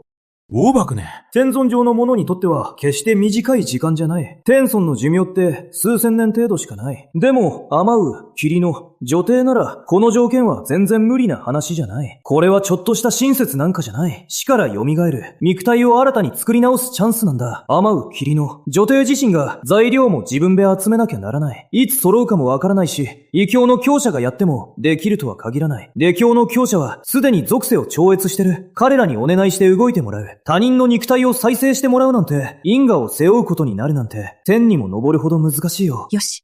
あなたのために500年護導すると約束する。私が肉体を再生した後の500年間、あなたのそばで護導します。天地に誓って、心間に誓う。俺には指定育成システムの変理がある500年後、どこまで強くなってるんだろう。その時には、アマウキリの女帝も、きっと後悔するだろうね。今日は500年だけ約束したからさ。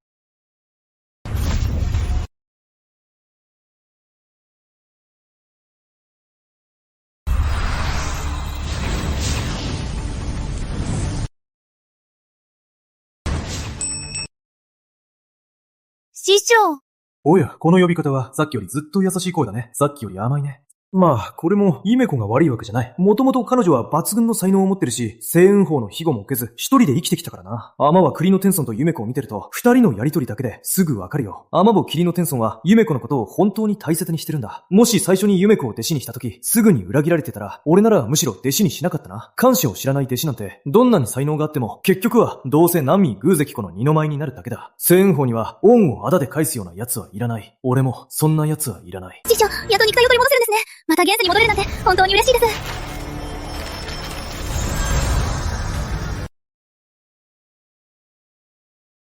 ジョーから、私と霧島さんが、これからは二人ともあなたの師匠よ。君は本当にすごい才能を持ってるね。中央大陸のトップクラスの天才にも並ぶほどだよ。私はあなたに、この絶好の機会を逃してほしくないの。じゃあ、霧島さん、ちょっと場所を使わせてもらってもいい？もちろん、君は俺の合同者だし、俺の場所は遠慮せず好きに使って。ありがとう。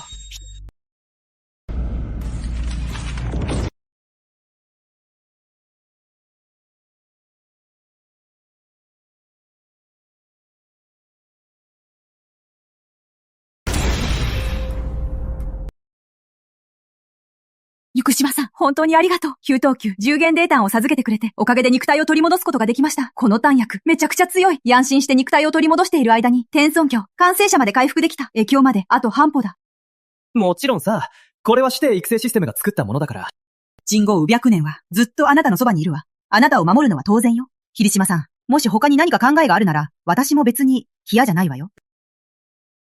師匠！まずいです。昨日サーマ先輩が前に、正義で人を殺しちゃったこと、覚えてますか？総域から出た時のことは知ってるよ。日野がその時、俺に話してくれたからね。師匠、僕、やっちゃいました。さっき聖域で高級なレースを見つけて去ろうとした時に、誰かに横取りされそうになって揉めてしまって、牙に目はないから、まさか。あの人がそんなに弱いなんて、俺の一撃すら受け止められなかった。後になって知ったんだけど、俺が切った相手は、カシ帝国の大きな勢力の人だったんだ。地位も結構高かったんだ。師匠、僕のせいで、数門にもご迷惑をかけてしまいました。どうかお叱りください。どうした？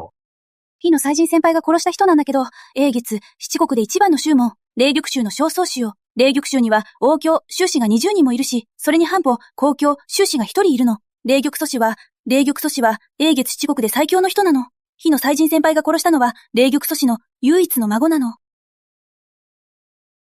今、火の祭神先輩は、霊玉宗に捕まってるの。霊玉祖師がこう言った。3時間以内に、もし霊玉宗にまだ来なければ、自分で剣を抜いて自害しなければ、まず、火のサージュン先輩を殺して、それから西洋研修のすべてを根こそぎ滅ぼすって。今、聖区、老、天教が十数の峰を引き連れて、スモンにプレッシャーかけてる。絶対に霊玉宗へ行って、西洋剣数の微滅の危機を何とかしろって。師匠、いっそ私たち逃げた方がいいんじゃないですか。霊玉宗には半歩、公教、宗師がいるんですよ。公教、祖師もいるんです。たかが半歩、公教ごときが、よくも星雲峰の弟子を侮辱してくれたな。そろそろ時が来たな。西洋建造も、英月7国、現役全体も、彼らの時代はもう終わりだと。これからは、星雲峰の時代だ。天コムないのち。はい。道元猛暑。はい。全。はい。私と共に出陣するぞ。はい。